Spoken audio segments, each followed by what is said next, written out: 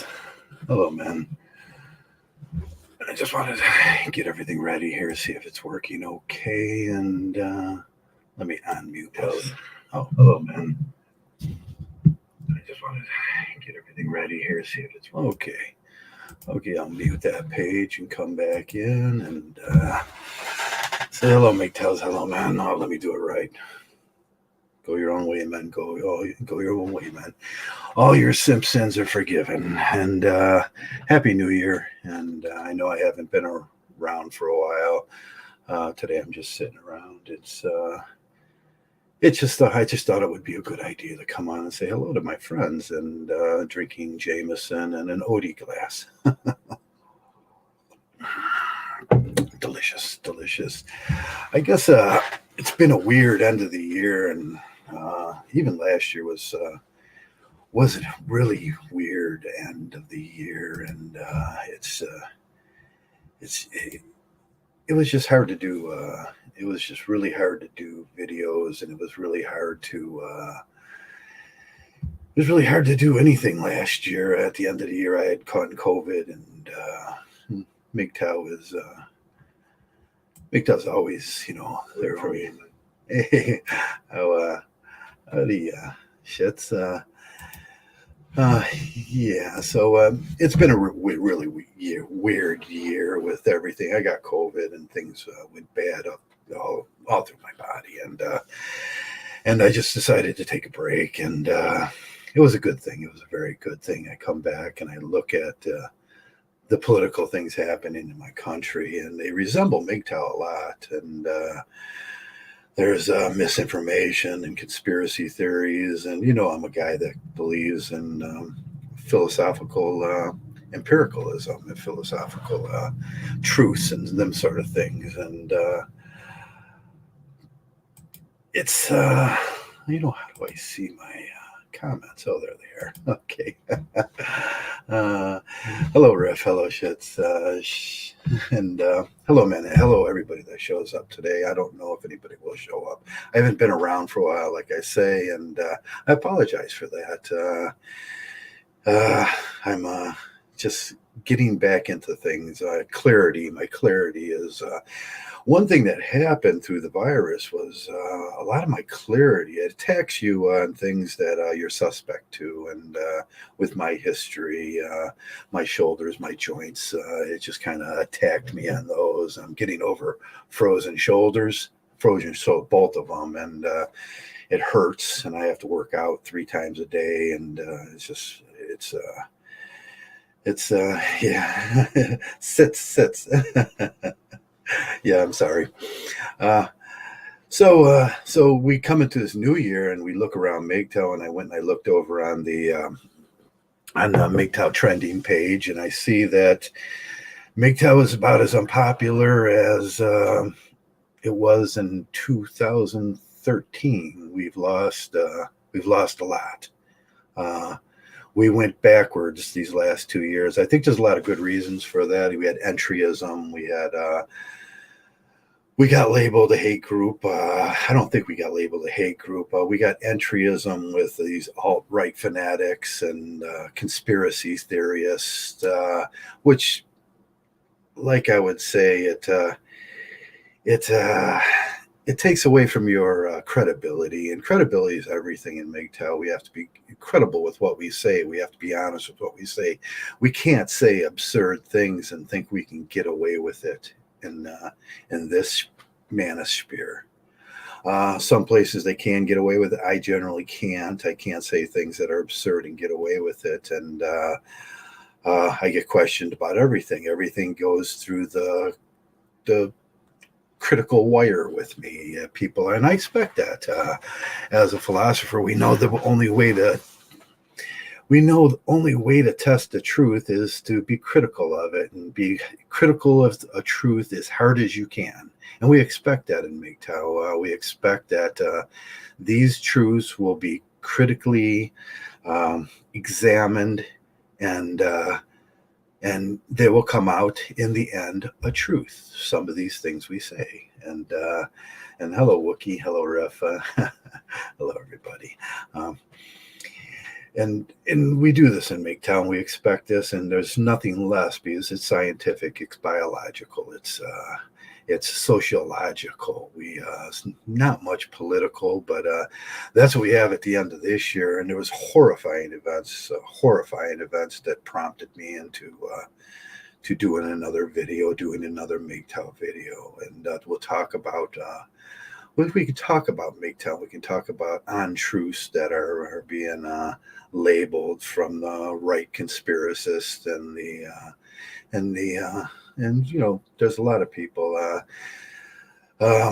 First of all, COVID, yes, it's real and it hurts. And if you get it at my age, it's going to knock you for a loop. I know a lot of the young guys, I had it, didn't hurt me at all. Yes, of course, you're young and you had it and it didn't hurt you at all. Please don't take it around your parents. You might kill them. Please don't take it around your elderly friends. You might kill them. There's no conspiracy in this. It's real. And we have to, in Mgtow, at least be honest about that. It's a blight. It's a plague. If you read Camus' The Fall, you can see how this thing would progress. And I suggest everybody reads Camus' The Fall or The Plague and The Fall if you want. The Fall is interesting too. The Plague, I misspoke. And you can see how these things progress into the world. And there's been conspiracies and misinformation in Mgtow too. There's a new Democratic Party coming in to power in the United States, and it looks like they're going to run all three branches of the government. And there's a lot of misinformation on that too. I think with Trump and with Joe Biden, they're two parts of the same thing. Trump is a traditional conservative pea beggar. You couldn't say anything else. He likes his women, and he likes to talk about it, and he likes to do those things, and he doesn't have to deal with the danger of those things, divorce, and as we would, because as a billionaire, he can buy his way out of almost anything. I can't buy my way out of anything. I have to err on the side of risk. I can't afford losing my house at this age. Living off my bike in a knapsack would not work. I don't drive. There's a lot of things like that. As a average person in an average world, which most of us are, and I like to think all of you are average guys. And I think I'm an average guy. You are. We're not under average. Not like Steve Hoka would say. Steve Hoka would say you're all TFLs. But no, we're just average guys trying to make it in a world which we can't afford to lose 2/3 of our income, or else we go hungry. And divorce will set you back, and kids will set you back. And I'm an anti-fatherhood guy, and I think I'd like to push those issues this year with a lot of clarity. Why fatherhood doesn't work in this era. And I think some of the things we're going to talk about, and a number of the things, and I will tell you the exact truths on these things. There's no absurdity in what I'm going to say. I'm going to tell you the truth, and the truth hurts sometimes, and people want to be fathers. But in this era, in this time, man, that is so risky, because you're going to be a hijack father. You're going to be a slave daddy. You're going to be a baby mama daddy. You're going to be a baby daddy, and you're probably going to have 2 other kids that aren't yours, and there's going to be 2 other baby daddies. I look around my neighborhood right now, and at least 42% of the women in the neighborhood have baby daddy number 1, baby daddy number 2, and baby daddy number 3, and that's polygamy. And polygamy was outlawed in the 1860s under the two tenets of barbarism. The 2 tenets of barbarism were slavery and polygamy, but they didn't mention men in that. They said they didn't mention women in that. They said polygamy was wrong for men. Polygamy as men, not polyandry as female. Baby daddy number 1, baby daddy number 2, baby daddy number 3. You get 3 incomes. You might have 4 incomes. You might even have a 5th income if you got Chad sitting on the couch. That's polygamy. That's what I would say is the basic elements of polygamy. And it's not absurd to say that. But if a man wanted to have 5 wives, 5 different, he'd probably be in jail right now. Yeah, 5 kids from 5 women. Try to explain that one to a judge. Uh, you want to do some chatting? If you run out of things to say, let me know. Yeah, I would like some people to come in. I would like this because I'm not, still at my peak, Trav. I'm post Corona, and let me paste this up. And we are on StreamYard, so if you get into StreamYard, it's easy to open, and I'll put the link up for the chat.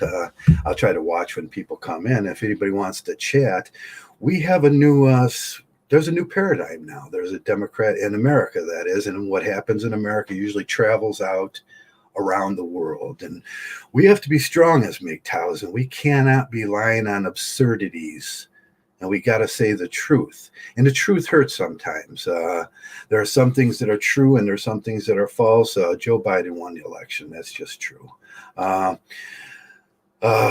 would get back to my description of Trump. He's pretty much a pea beggar. He's that kind of guy. He's your college frat boy that never grew up, and he likes his women. And Joe Biden is the other side of the coin. He's a traditional conservative.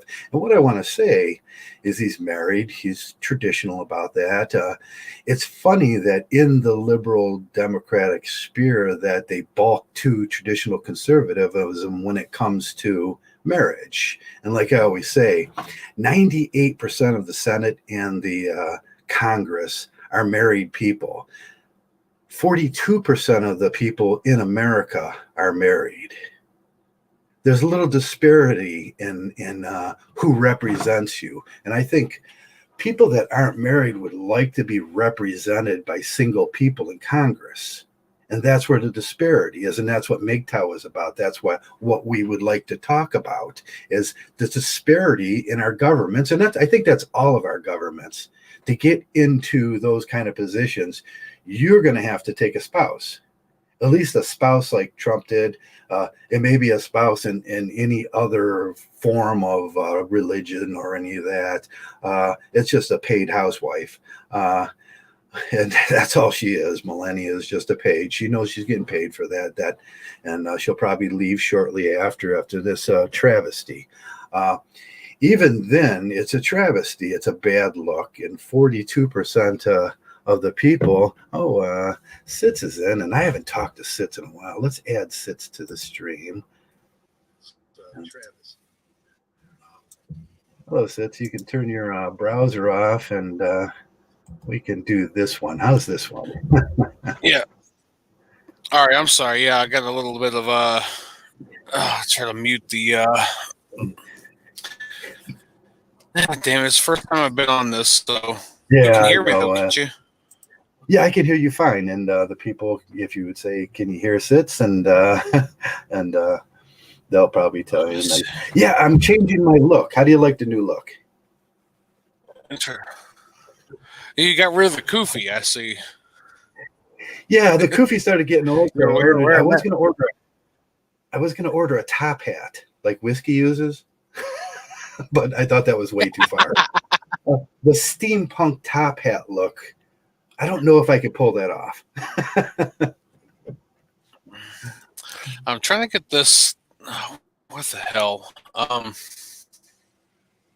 can hear you fine. I'm sorry. There's kind of a learning curve. Have you ever been on? Is there a little bit of an echo, or is it not that bad? No, it's okay. Everything sounds okay to me. Okay, maybe I'll just leave it like this. Yeah, if you turn. Of course, I'm driving truck and everything, so I got this. I got this extra TV in here, and it's not coming through my headset. It's coming through the TV that's in here, and that's what I'm trying to fix. Okay, yeah, I could put my headset. So if it's not so much of an echo.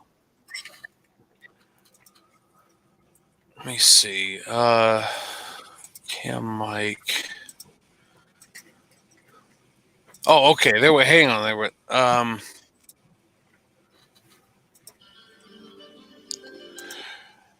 Yeah, All right, let's usually quick test real quick. Is this better? There we go. I got there it. you I got it. okay. Usually the echo is not too bad on the speakers because they have the voice or the most speakers nowadays have the what do you call that? They can't The hear voice outside. cancellation. Yeah, the voice cancellation. And my mic has voice cancellation. Hello, Father. No. Hello, Barney. Who else is Damn. in? Sex addict. Hello, sex addict. So how was your? Oh, sorry. That drink had bones. I'm sorry. Yeah, I choked a little bit. I got my All Jamesons right. in an Odie glass. I think that's the only proper way to drink Jamesons is if you put it in an Odie glass. In an OD glass. Yeah, of course.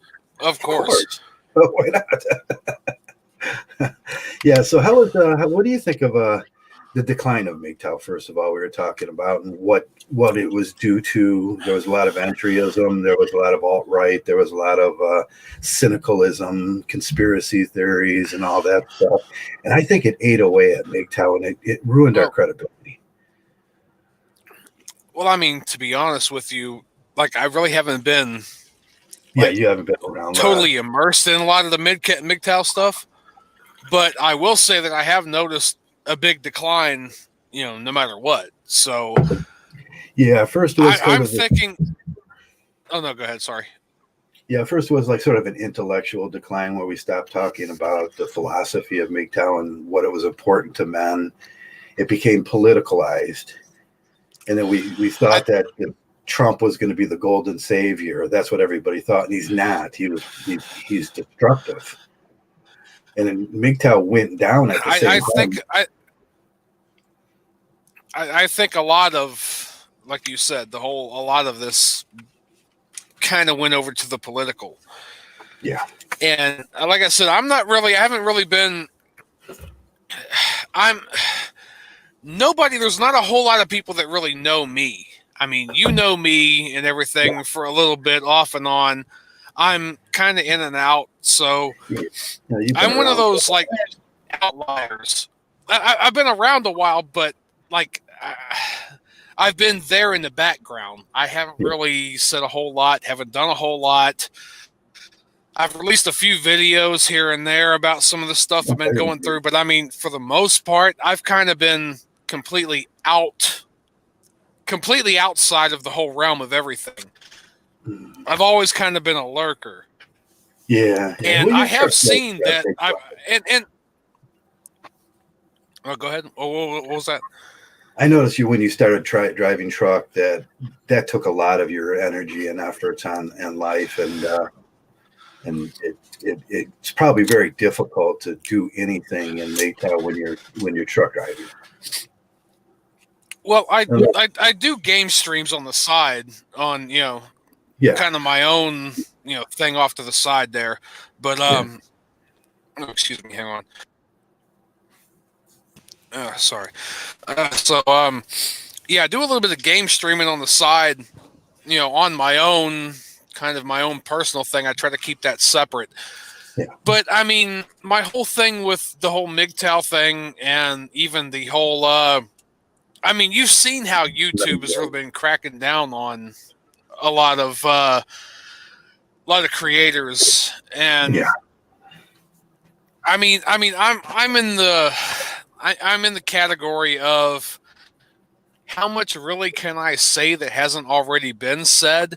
I mean, I want to tell my story, and that's all well and good, but at the same point in time, I feel like how much can I say that hasn't already been said? Yeah, it's important. But at the to same time, I have noticed there's been a huge decline in Mgtow content, Mgtow creators, and people who have really been, uploading on the regular. Or so I do get that. Yeah, of course. The loyalist Mgtows. I don't want the real Mgtows. We've got this sort of fake. I hate that. I hate that shit. I hate that shit. The real Mgtow. Oh, you're the this, you're the that. Mm-hmm. I mean, I always was under the impression that I mean, look at this. Up to a certain point, I mean, there's a certain line that we do have to agree. Yeah, that dude's screwing up. But at a certain point, it's like Mgtow is whatever you want it to be. It's if you want to date, and it is personal. Yes. It's Well, philosophy is not So personal. Philosophy is, and we say all the time, this is where I draw the line at. If your philosophy is Mgtow and Mgtow is a philosophy, then your philosophy is under guidance from all the philosophy before it.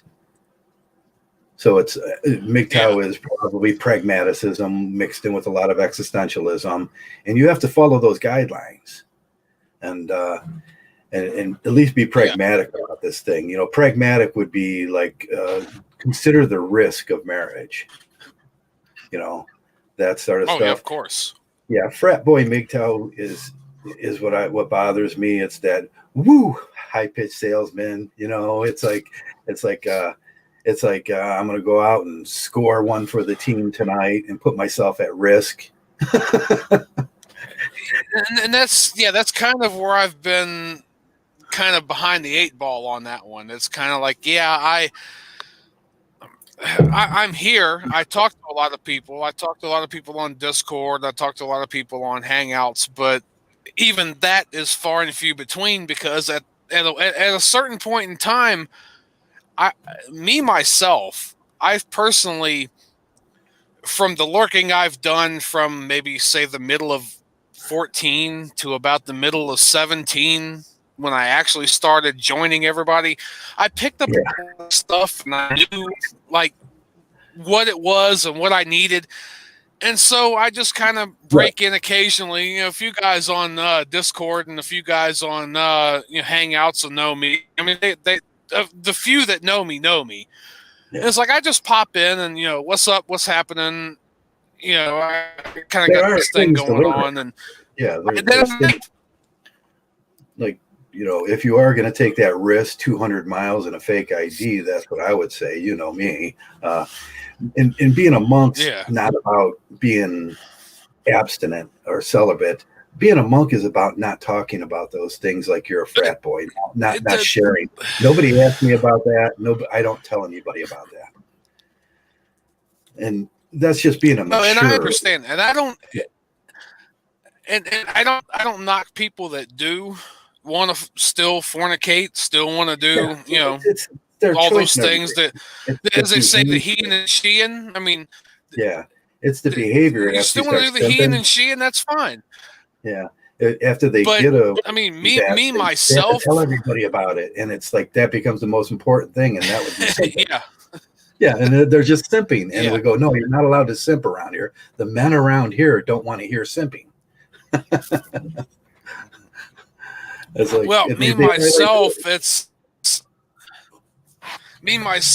like I'm kind of out of that. I mean, it's look, don't get me wrong. Don't get me wrong. I mean, I've had a lot of people ask me, well, if you ever found the right one. I'm like, okay, if I ever found the right one, but the right one is few and far between. Before my mom passed away, this was about 2 years ago, something like that ago. And she, this was even before then. Yeah, I lost. This was even before then. And she's like, "Oh, you'll eventually find somebody and all this." And I told her, "Mom, if you're hoping to have grandkids out of me, like that's your simple-minded pursuit, like don't count on it. I'm sorry." I said, "Now, if you're saying, oh well, you'll actually find somebody," I'm like, "Mom, she's going to have to be somebody really special." It's like, really, like how special? I'm like, this bitch is going to have to literally shit cheeseburgers and piss lemonade. Like, that's how special. Oh, I don't think you're ever going to find anybody like that. I said, well, then maybe I won't. What if I don't? Okay, fine. Sorry, fine. The Mgtow rules on, they're all Nawals, and they're all unicorns until they're not. And then you have to deal with all that. So they're not. Well, and that moment that they're not, that moment's going to happen, and you're going to have to deal with all that after that. If you had kids, you got to deal with the kids. You got to deal with the divorce. You got to deal with her overseeing your life through Oh, the government and taking your pay. absolutely. Absolutely. See, it's not even the getting with them; it's the sticking with them after the fact. Yeah, and that's something you can't. That's a philosophical absurdity to say that you can say that this is going to be there for the rest of my life, and you know it's not. You know it's not, and this is going to cost me at the end. When that end comes, Well, it's going to be painful. you know it's not, but at the same time, who the hell knows? That's the other thing. Who the hell? I mean, you can't even say it's not. Who the Well, I hell can say knows? with it's 8%. It's 8%. 8% of what? Can you All clarify marriages. for me? 8% of all marriages are successful for 50 years. Oh, okay, 8%. Oh, the marriages for 50 years. Okay. Yeah, and I mean, there's that's things that not. fall into that category. I mean, One's it's gonna even die. bad enough that they say. It's even bad enough they say 50% of all marriages end in divorce. Yeah, that's horrible to tell And people. 80% of those marriages, 80% of those marriages are, those divorces are initiated by the female. So it's Right. Yeah. From like what you say, 7-8% last for Yeah, what is it, the golden or the silver anniversary? Yeah, the silver anniversary. If you make it to your silver anniversary, I've been to one silver anniversary in my life. God damn. In my life. And Yeah. statistics are out there if you just read them right, and it's from children. And here's where it's most important: from young kids from 21 to 35, there's an 86% divorce rate. That's still your 35, and then exponential after that. Every 5 years after that, that grows exponentially harder. Oh man! Well, see, and I mean, honestly, I don't exactly know where you've got that from. I'm not saying you're a liar, but I got credible sources. Pew. From what you're saying. From what you're saying is a bit extreme. I mean, let's even just take the mainstream. 50% of all marriages end in divorce, and you know where they get 50%. It's still a lot. Yeah, you know where they get 50% at? A lawyer. They ask lawyers, "What's the percentage of divorce?" And they'll go, "One person gets a divorce, one person gets a settlement. That's 50-50." That's where that makes sense. Okay, yeah, you're dickering with the numbers. Then, yeah, that's okay. Okay, that makes sense. The real numbers, that totally makes sense. Then, yeah, you can go to most Pew. I go to Pew for my numbers because it's semi-conservative, they're not all the way conservative. They don't bias in a conservative bias. So they're going to tell you the truth. And the conservative people say it's 86%. We sat down, and then you have to add on certain 2% and 2% you got to add on a 4% death rate, which is a form of divorce.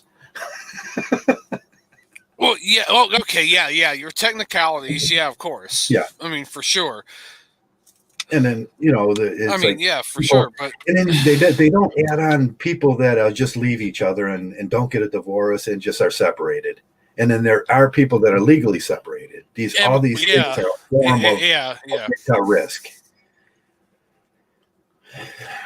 It's ridiculous. But I mean, the latest guy here for my transitional housing, he just he's on his way out, and he just got his third baby mama pregnant, 4 kids, and then he's freaking out. Holy hell. And I told him about the risk, and I begged with him and pleaded with him, and he's a young man, 30 years old. And this will be his third baby mama. He's got 2 with one with another, and then now he's got 1 with this new one, and we're yet to see whether she's going to pull out on this thing. He's right on that line, though. I mean, that's kind of screwed up. He's right on that line because it's usually 30 to 32, 34. Yeah. You start waking up. It's like he's going to be about 2 years. I'm like, holy shit! What could life be after that? No matter what you make, you're not making nothing. You have to work off to survive. You have to find It's a someone constant like me. battle. Yeah, you have to move in with someone like me. That's a single guy that you can hide your address, or you're going to go to jail. That's the facts about this thing. Pretty much. You can't have Yeah. a job. You have to. You have your job will become what they call it now. Go work. On the go work. You'll be working out at Home Depot. Oh, I'm not familiar with the terms. I'm just from my perspective would be trying to keep your head above water. Right. I mean, and not have to eat ramen noodles every night and live in a one room. I mean, that's a horrible. I mean, depending, it is horrible. It is horrible. I mean, I've lived in a small ass apartment before, but I was single and on my own. Didn't have no other shit, and it's like, hey, when I was 18, 19, you know, I had one bedroom apartment. The landlord provided cable and all that, and I mean, I still barely survived. But it's like hell. It's my own place, like hell. But I mean, imagine having to work twice, four times as hard just to maintain that lifestyle. Yeah, I mean, if you have two jobs, and that's horrible on your body. A man's body cannot do that for more than 5 years. No. And even that, you're giving a third of your pay to Uncle Sam on one job, a third of your pay to Uncle Sam. So that's 2/3 already that's gone. And then once they find out, you're going to give a third on the one job to your ex-baby mama. So that's one paycheck already gone. Mm-hmm. That's slavery. Yeah. That's slavery. I mean, now as much as I don't like this dude, and I'll tell you that right from the beginning, my mom made a shitty decision, but the man that my mom screwed around with and then ended up marrying, he had like 3 other kids, and he did the whole.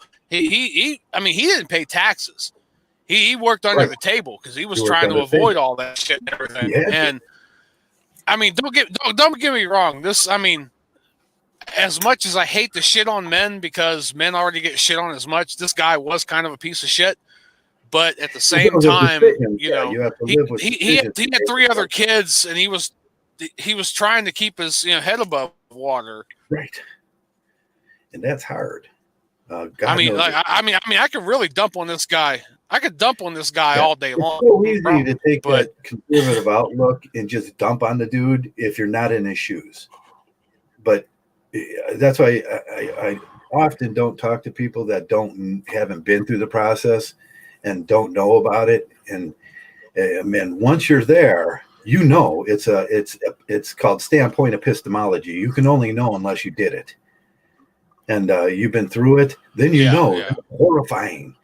You felt it. You felt the pain. You felt the anxiety. You felt I'm a slave. I'm a slave in America. Mm-hmm.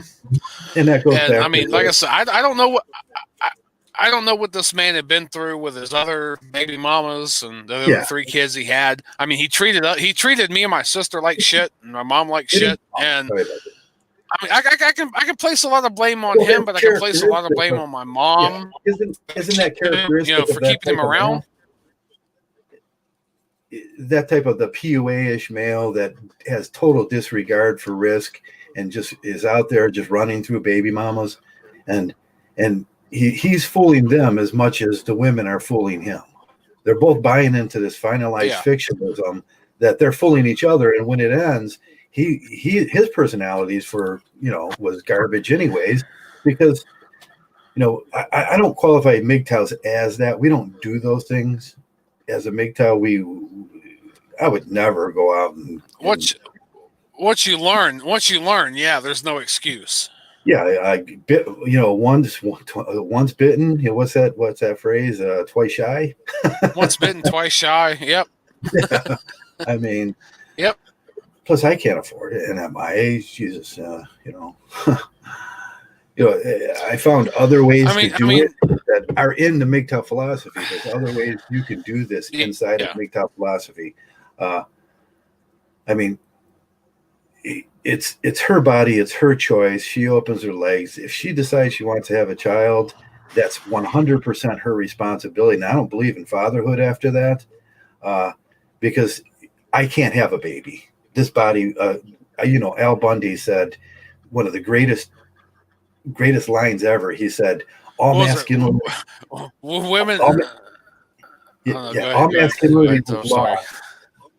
Yeah, all masculinity was lost the first time the first dude that said, "We're having a baby." We're not. She is. Oh.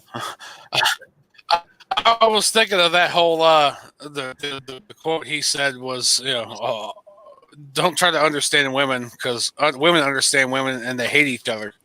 Yeah. Yeah. I thought you were going with that one, but yeah.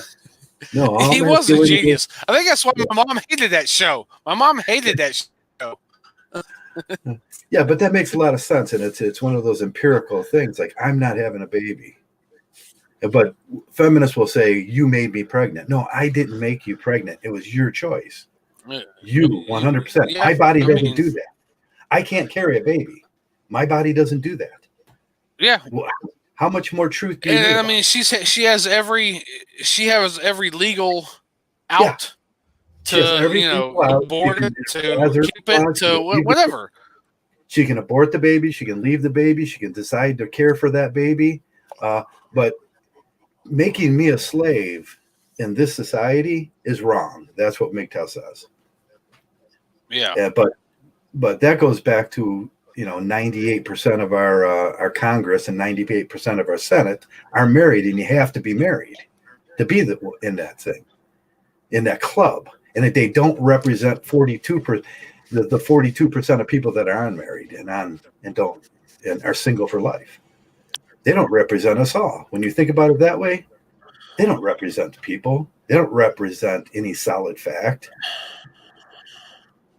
And they keep going. I mean, as much as they want to try to go against the quote conservative, getting married and have kids and raise a family and all that, as much as they go against that, they still kind of uphold that. That's their finalized fiction. They finalize that fictionalism that everybody's going to get married, everybody's going to be happy, everybody's just going to have, and it's going to be wonderful under these religious rules.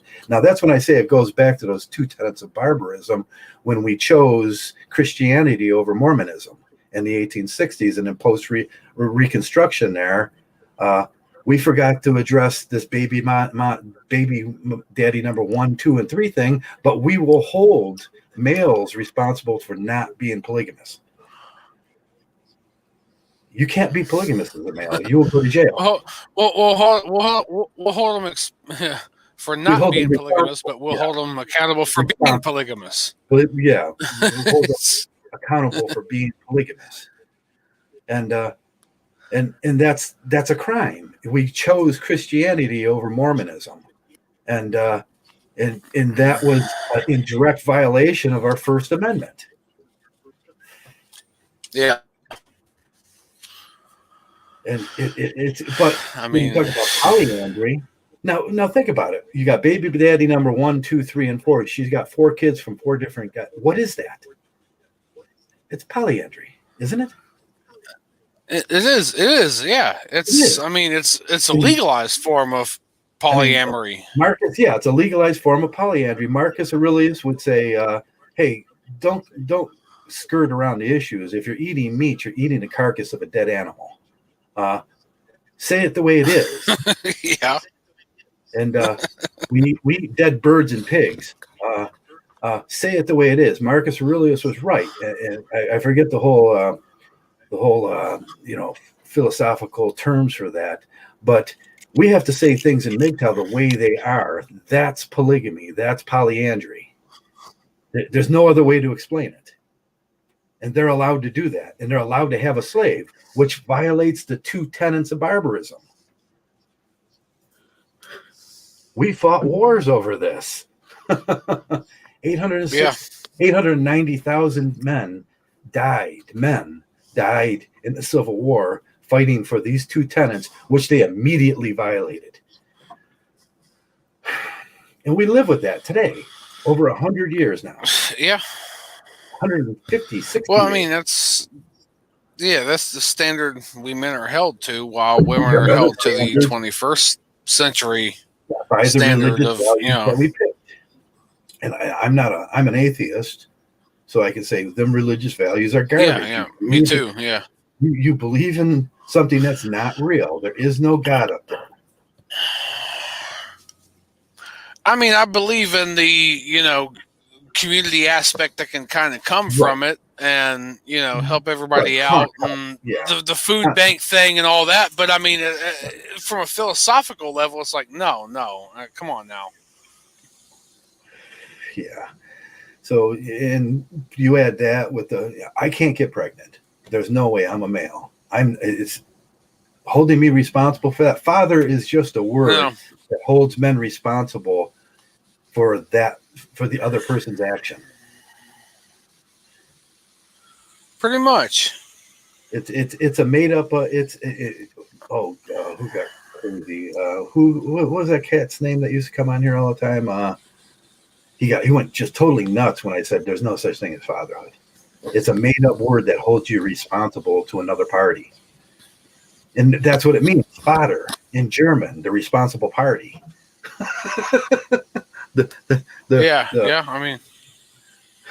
I mean, Jesus. Our laws are so corrupt from the inception of them. And that's what I try to get at here in Mgtow. And I mean, go girl, great. I don't care about what feminists are doing. Go girl.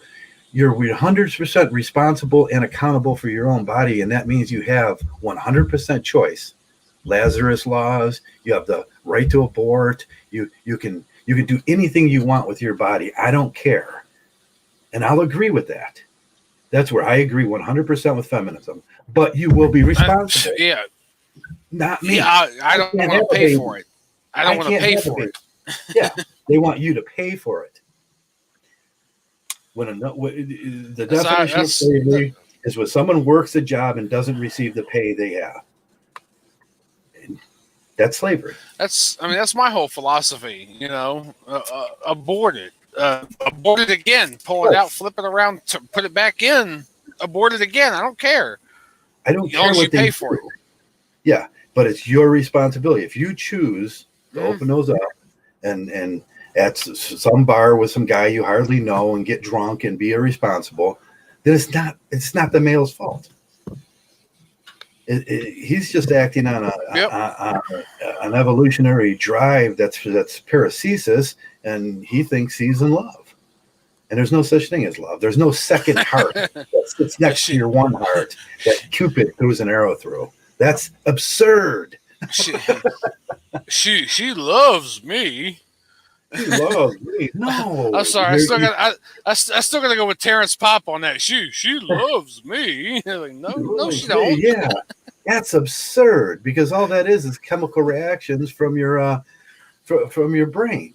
You have a center that releases endorphins and oxytocins and peptides and stuff that are 10 times more powerful than heroin. You know what I always thought was hypocritical? Yep. And they go, women that are drunk at the bar, you can't do anything with them because they're drunk, they're out of control. But when she touches you, when she puts her bacteria into you, she releases endorphins in your head that are 10 times more powerful than heroin, and you're not thinking right, but it's okay for her to take advantage of that situation and get pregnant. That's absurd. Well, of course it is. I'm being facetious. But yeah, of course it is. Yeah. No, don't sleep with her. Yeah, it's like, no, after 20 beers, don't sleep with her. And he's going, yeah. That's the same. Taking advantage of the male. Let's fucking do what I want to do. I love you. Yeah. I hate you. When was the last time you've been with a real drunk? He did that. Like, I love you, man. I hate you, but the last time I've been with a real drunk like that was myself. Yourself? Yeah. I love you, man. I love you. I love all you guys. You're my favorite friend.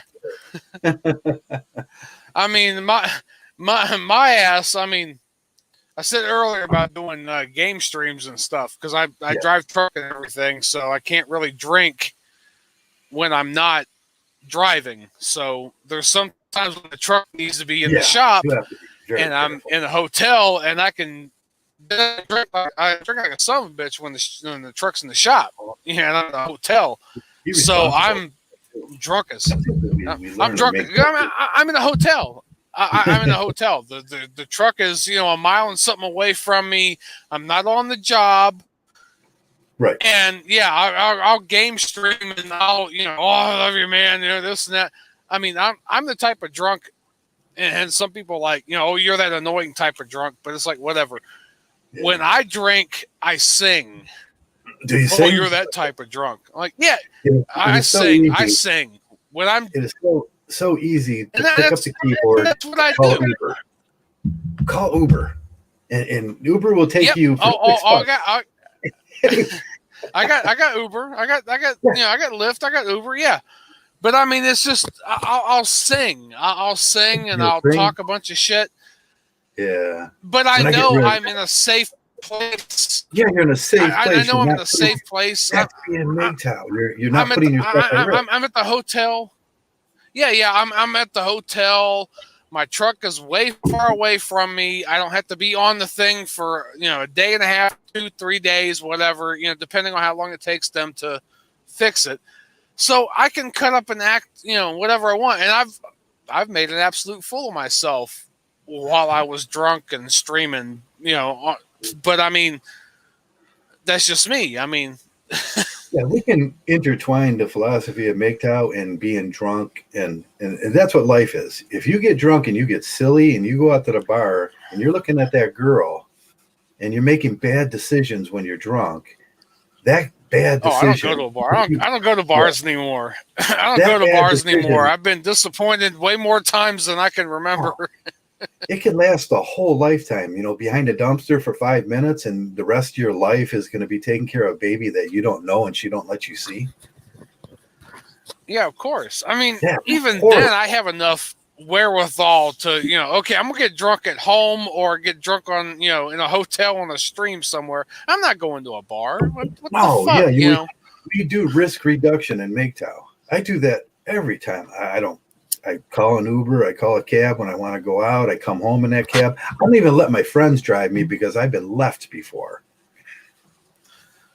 Oh, that'll happen too. Yeah. Yeah, they find a girl and out the door, and I'm like, what the F, man? You're leaving? What was it? I think it was Jeff Foxworthy. Your friends will drop you off at the wrong damn house. Where the hell are my flamingos?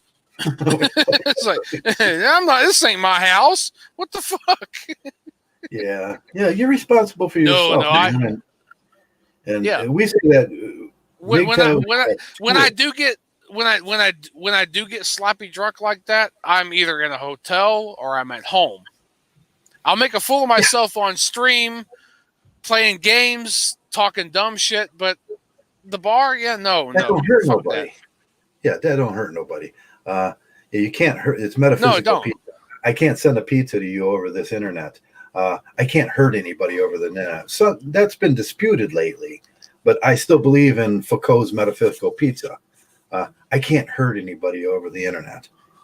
I could say things that might arouse them, but I can't send you a pizza. I can't. Here, have a piece Well, you of pizza. could if I gave you my address or my location. Gave you your address and everything. Here, that's still up to me. You want a shot? Can I send it? No, I can't. That's an impossibility. No. Yeah, right. Yeah. If I drink, it's on me. Yeah, it's on you. And Mgtow is about that responsibility. It's about that certain responsibility in life where we take actions in our life so we don't hurt ourselves. And the way we approach relationships, the way we approach this Mgtow thing is that way, 100%. Man, I always think about risk. And as being as pretty as I am, I mean, I go and there's always girls all over me. I just think that's funny. I mean, I make good enough money driving and everything, as a truck driver, but there's a lot more money I could make. if you talk to other truck drivers and everything, and there's a whole big elitism with truck drivers as it is. Oh yeah, there is. Yeah. But I'm like, I make enough money for me. I'm not really worried about it. I'll do what I do, and if I want to make more, I'll make more, and if not, I Well, won't we make can talk more. about But that. Yeah. I mean, hell, I've got made enough money now. I've bought my own house. As soon as April comes along, I'll be moving into it. So it's like, hell, See how, whatever see how with things that. fix But themselves in Mgtow? If you get a Mgtow attitude, your life will fix itself. I remember over a 5-year period when my life fixed itself. I was living in a van. And then over a 5-year period after I implemented these rational thoughts and everything, it just magically, not even magically, it's just them steps, positive steps forward work out. But let's talk about that. Us being a yeah, single guy at work, being a single guy in the trucking company, being a single guy when you're at a corporation and you're not. It's like being an incel almost, where you're not going to get that raise. They're going to look at the married guys, and there's a certain bias in there, isn't there? There's a certain club that you have to join, and like I said, the same club as the Senate. You have to be married to be a senator. You have to be married to be a congressman. Who makes those silent yeah, rules? You have to be married, or else you can't move up in a company. And that's what I say about incelism too. Incelism is just like feminism, because you're not going to get the opportunities if you're a male that doesn't look like a male. If he doesn't have that thing, there's opportunities that you will never get. So that's a bias. And when the incels are arguing about their lives, that's all they're saying is we're a disenfranchised group. And we can see it as single males too. You're a disenfranchised group pretty in the much. country, and you're not going to get the same unless you make your opportunity. Now there are a lot of men that have that thing that we drive forward, and we make our own opportunities, and we don't care what anybody says. Now that's a real Mgtow quality. Individualism, rugged individualism. But I even hate rugged individualism, because people hold you responsibly in rugged individualism. Pull yourself up by your bootstraps after you've gotten that divorce. Just pull yourself up after your bootstraps. Well, I'm making a third of what I used to. How am I going to pull myself when I can't even get a credit card?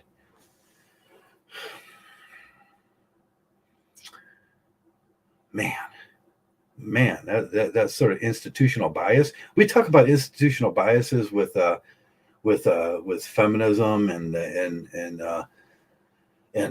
other groups and everything, which are disenfranchised groups and everything, but they never think about how hard it is for a male that's disenfranchised, that's only making a third of his pay, that has to live from pillar to post, eating ramen noodles every day. Just pull yourself up. You're a male. You got all the opportunity in the world. No, you don't. Okay, I assume we've lost. We've lost Sitz. He'll probably come back in if he. I'll paste the. If anybody wants to come in and chat, it's in the. It's in the. It's in the chat and everything, and we'll go on talking about. We'll talk about the shape, and that's what we started talking about. The Mgtow Today, and how far it's dropped off. From the. From what people would say the good old days, 2014, 15, and Mgtow, and then we went through this period of entryism to Mgtow, where Mgtow became this frat boy, PUA thing, and then it started, and now we're experiencing the drop off. It's no longer a rational philosophy that bases itself on existentialism, pragmaticism, Kantiism, or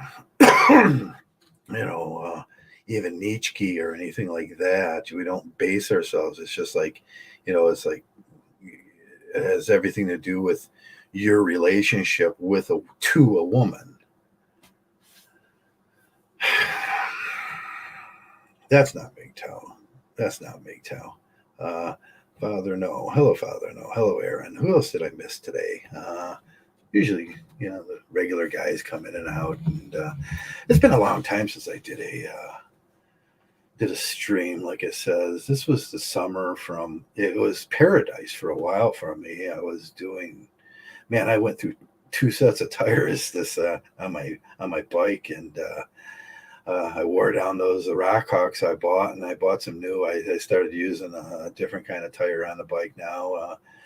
I went back to the CTS Rockhawks, and then I said, it's like, but man, I put some miles on, and I went out. And next year is going to be great because I'm starting to feel healthy enough to actually do that endurance riding where we go. The endurance riding where we go. Let me add you to the stream there. So and you might want to mute your camera if you don't want people to see that beautiful beard of yours.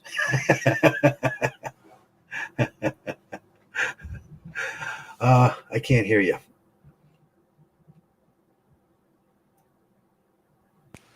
There you go. Yeah, I don't know how to get rid of that. I'm trying to get rid of that. Okay. Whoops. Yeah. So it's been this flip-floppy year. And 2021 has already started great for me. It's like the whole thing seemed to change in 2021.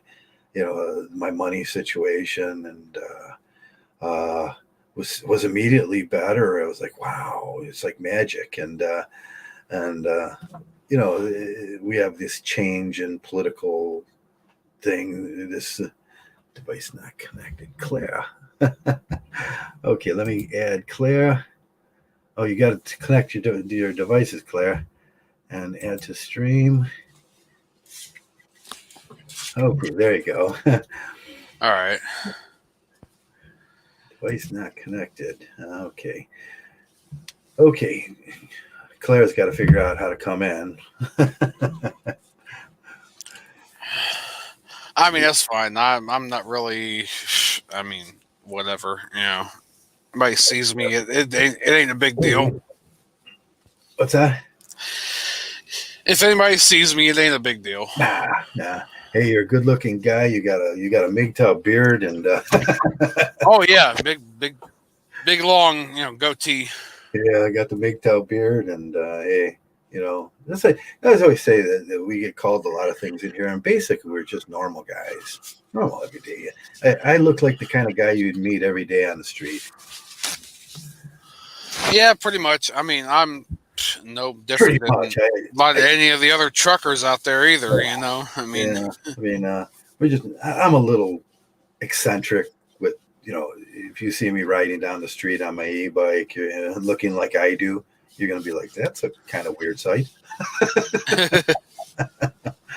I mean, we have our individual characteristics, and I think individuality in Mgtow is great. It teaches us that we are these beautiful individual people. Yeah. I mean, I don't care. I've gotten to the point where it doesn't bother me at all. I do what I want to do. I keep my goat beard. Let people on my other game stream like, oh, you got this goat beard. Okay, yeah, goat beard. All right, fine. Yeah, whatever. Yeah, grow on. I always say that the beard is important to a man in facial hair and the facial body hair, and is a secondary sexual characteristic of a man. It's like I don't shave shit. I don't shave shit. I mean, it's like asking a woman to cover her breast and not show and make sure they're flat like a man. It would be like, shave your breasts off. That's what you're asking a male. When you ask a male to get rid of his beard, you're taking away a secondary sexual characteristic of the male.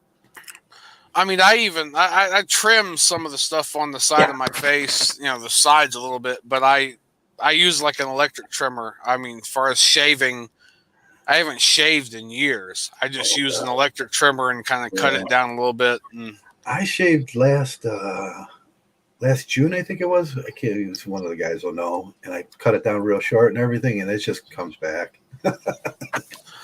Well, this took me the under my chin. It took me a while to grow, so I've kind of left it. But I mean, Yeah, I'm thinking about doing on my cheeks and stuff, I've kind of the side of my face. I do keep it trimmed a little bit, but trim it up a little here so I don't look werewolfy.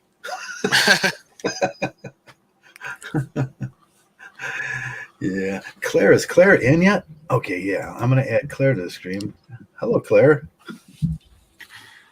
Are we live? Are we live? Are we live? Looks like it. We all know who that is. That's and if you don't, he'll tell his name if he wants to, and he just. It's Claire. What do you mean? It's me. It's Claire. Claire, do you approve? We're gonna do Mgtow Superstars roll call. Yeah. Fetsnaz. Yeah. Barbarossa. CS Mgtow. The superstars. No, I appreciate the podcast, Joe. It's good to see you again. Yeah, it's been a while. I was down. I was hit for a while. I was hurting, and I can't do this when I'm hurting. It's just too hard on my brain. My brain was all screwed up too after the virus, and it was. I hate the denialism that people do, and that the virus is not real and everything, because I had it and it sucked. Oh no, a lot of us aren't denying that it's real. It's just a lot of this crap over it. It's Yeah, I think it's been weaponized. I mean, but as for as for not being cautious or risk oriented, like we are, like don't bring it around your friends, especially your older friends, because the virus, it seems to attach to every fault that you have. And at my age, it's my muscles, my tendons, and my cognitive ability, and that's what it seems to attack.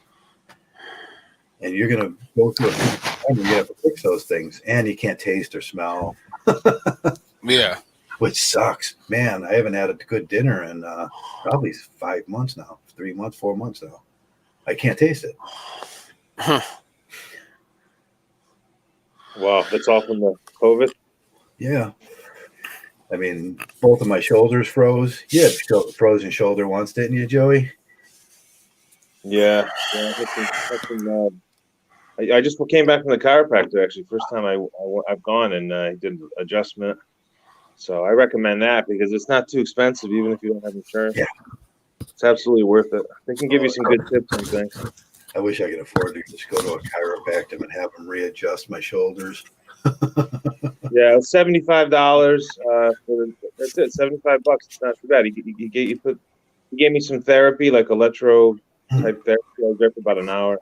Oh yeah, I heard you had a bad back, and I was just like, oh, I gotta talk to Joe. It's good now. It's pretty much good. So you can do it. I mean, because the future visits are about $40 to $60, so it's not too bad. But but the appetite, that's a totally different thing. That's obviously that's not, yeah. You know, when I fix my back, and it's probably the most important thing a working man should do. Every night when you lay down and you sleep, stretch your back out and then lay yourself down with your back stretched out, and you kind of roll down and then go to sleep. And that keeps after 300 and some nights a year, and that keeps the cartilage fresh in between your joints, and that's what you're wearing down. And stretch that out, and then you can feel it when you stretch your back. You can feel it, that space in between it, and then lay down that way. And the doctor told me that when my back was hurting, and then I started doing it, and I've never had back issues after that. And I was just, thank God. Yeah. Mine was a pinched nerve. It was like a pinched nerve. Yeah, and you can't fuck with that kind of stuff because I'm stubborn, right? I've never had to call an ambulance or anything in my life. Never had to go to the hospital. And I couldn't take a shower. It was so much pain. I couldn't stand up in the shower for more than like 30 seconds. So most people are gonna call the ER ambulance right there, but I fucking waited like 4 days. 4 days? Yeah. Because it always goes away. So I'm like, oh, this is going to go away. It's no big deal. But I almost, sabotaged myself. And yeah, that's the way we are as men. Yeah. Just very like, headstrong. And I'm gonna work my way through this. but when I got down, I live in the second floor of this house. Like, so when I got down to the porch and I'm crawling on the stretcher, they couldn't even lift me. Okay. So I'm a big guy anyway, Yeah. 6'1", 250. So I'm pretty big. So I'm like, so when I had to crawl on that fucking stretcher, I realized right there, it's like, no, I'm not indestructible. You're not indestructible anymore. We're getting no. You need help. Sometimes you got to ask for help, and I learned that lesson. Yeah. And they helped me. They gave me the right stuff, and I'm back in action now. Yeah. I was walking in the park the other day. I walked for an hour in the park. How's the bike riding going? You can't do that yet, or is that like the No, well, you kind of can. You actually can, right? I mean, if you have the right tires. Well, you've been going? Yeah. What's that? You've been doing it? Or? Oh, 3 times a day. Yeah, even in the cold, 3 times a day, and I pedal. What kind of tires you got? You got these fat tires? Oh, I got the 260. I used the CTS Rockhawks. Nice. Nice. Yeah, they're real nice. They wear nice. I've been looking at the Continental Trail Kings, the 260s. And I think you can put those on your bike. You have a rock hopper, or you have the rock. Yeah, you have the Joey got a specialized rock hopper. I'm so jealous. Yeah. Yeah. What a difference it makes, though, just getting out. Because I was in the hospital for like 3 days, and then I came home and I didn't move for like 2 or 3 days, and now I did fine. But once I got that 1 hour in the park walking, nice. Forget it. I slept like a baby the next day, and so I wore 4 layers of clothing. That's all you got to do. Just layer up in the winter. You don't need to feel sorry for yourself and not. So I'm not going to go out because it's too cold. No. You get a good hat, you get gloves, you layer up, and then because you get that cardio and that fresh air. Even though there might not be a lot of sunlight, it's okay. You can still just getting that fresh air makes a difference. Yeah. At night and during the real cold days, I showed you my new motorcycle mask. I wear a motorcycle mask with the electric bike, and it's cold. I put probably 4 layers on. I use these now, and t-shirt underneath, and then a jean, and then I got a big one of these that's got a hoodie on it, and that's all you need. And I put the mask on so it keeps the wind off me, but you can see it kind of chaps me once in a while. And layer up 2 pairs of pants and go for a ride, man. And feel alive. Feel alive. When I couldn't move my leg, I couldn't like stand up and cook. I couldn't take a shower, and I was in the house for like 3-4 days. Like I always make it a point to get out of the house at least once a day, usually 2-3 times a day. And I couldn't. That was like the worst feeling in the world. And mentally it fucks you up. Fucks you up when you're in your house. You got to get out and live. You got to get out and live. Just go for a walk. Even if you walk around the block, just get out and get some fresh air and try to interact with people. Right, you're working remotely now too, aren't you? Yeah, I'm just taking it easy right now. I'm doing some teaching right now, so I'm just kind of taking it easy. Okay. I thought about the stuff we were talking about over the summer about the utility, and I'm at the point now where it's like, never mind with these companies and how they just all I do is produce, right? All I do is produce. You produce. And they're never fucking happy, and I'm kind of just sick of their shit. It's like whatever. I'm sick of this shit. They never make money. There's never a raise, and it's like wow. It's never enough. It's never enough. Like they want more and more and more. You know what? No, I'm a Mgtow. I don't need to make a lot of money to really get by. And I've made some good decisions and saved up some money. So I just kind of take it easy and work a few days a week, and that's fine. I'm good with it. And like RP and I were talking about that. Like if you're a simp or unfortunately, if you're married or if you're dating and you're doing that thing, you never have enough money. You never have enough. You're always trying to get more and more and more and more and more because you got all these dependents leeching on you. But as a Mgtow, you just have to take care of yourself, and that's enough. There's a Mgtow economics that's in here, and once you learn that Mgtow economics, you have enough for yourself, and then that free time that you buy back, and that free time that's the goal. That's the goal. And man, I've done 100-mile bike trips over the summer, and and camped out. And, I'm thinking about doing the endurance. I got to lose 40 pounds to do the endurance riding, 100 miles a day, 200 miles a day. But it's going to be great. And my plan last year was to go to, until COVID hit, I was going to drive down to take my bike to the Ozarks. And that's a 1,400-mile ride. Mm-hmm. And hey, if you want to do it, man, I think I might take the year off pretty much. You want to do it, man? We should maybe do it. We should think about doing it. Come up with a game plan and maybe think about doing it. I mean, I got to get healthy. Equipment, got to get healthy. Yeah, that'll get us healthy too. Yeah. My bike's built for a big guy too, and well, you got a motor on your bike. That's the thing. So I'd have to get a motor on there because that'd be a little too much. Yeah. When you come around, we can get everything ready and put a motor on for you. Or you can use my other. I got 2 bikes. You can use the 500. That could work, Joe. That's a definite possibility. That could definitely work. That's the one I was going to take because that's got the rack on the back for the bags and stuff. And so, man, I'm thinking this year I'm going to do the Mgtow thing, go do some camping, and spend a couple nights in a motel, so shower, and stuff like that. But just live and look at things. I want to really look at the world I live in. You were doing that this summer when you're driving down to the lake and you're really looking at the world you lived in. And it's beautiful, isn't it? It's amazing. I was there yesterday. It was like there was only like probably 10, 20 people at the, Yeah, like in the summer you get a few hundred people probably. So yeah, there's only like 10 people, 15 people, and it was just so peaceful because they got that cold weather. Everyone's afraid of the cold weather. Which is really stupid because you have enough clothing now, right?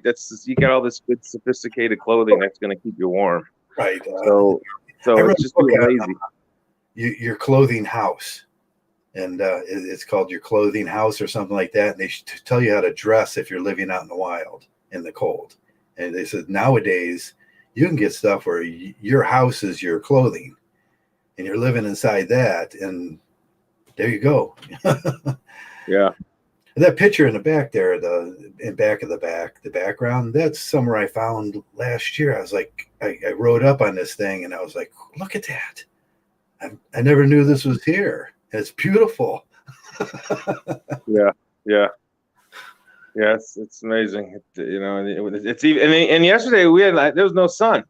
I mean, it would have even been that much better with the sun, but it was still a great day. It's the fresh air. A couple of good days here coming up. You live in the same plane as I live on, so whatever I get today, you're going to get tomorrow. And it's like, man, it's going to be 34, 35 degrees and a little bit sun out, and I'm going to be out there. I'm going to be pedaling and healing myself and breathing fresh air. And I think I'm going to wear the hat too. Yeah. Well, when are you thinking of doing a trip if you do it? When I'm going to do the trip, I think I'm going to start in spring, and I'm going to really try these next few months to get that 40 pounds so I can put 40 pounds on the bike of camping gear. And then so I'd have to drive out to Cleveland, and then we get started in Cleveland. Yeah.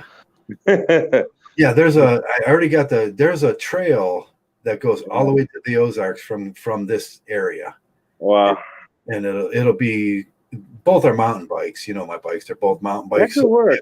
Yeah, that sounds fun. As soon as we hit the mountain bike areas, you just put up a tent and go find some beers. Well, and I think a trip like that, you kind of need somebody because, when I had that nerve pain in my leg, I was like, oh man, because I'm used to doing everything on my own. And I'm like, I don't rely on anybody. And it's like, boy, if you're in a situation where you have some type of injury and you're alone, you're pretty much fucked. And you know what I mean? Unless you're close to town or whatever. Like if you're in the middle of fucking nowhere, you could be putting yourself in a really bad spot. I do these imagination periods where I'm thinking about what could happen on the trail. I blow a tire or I fall and I hurt myself.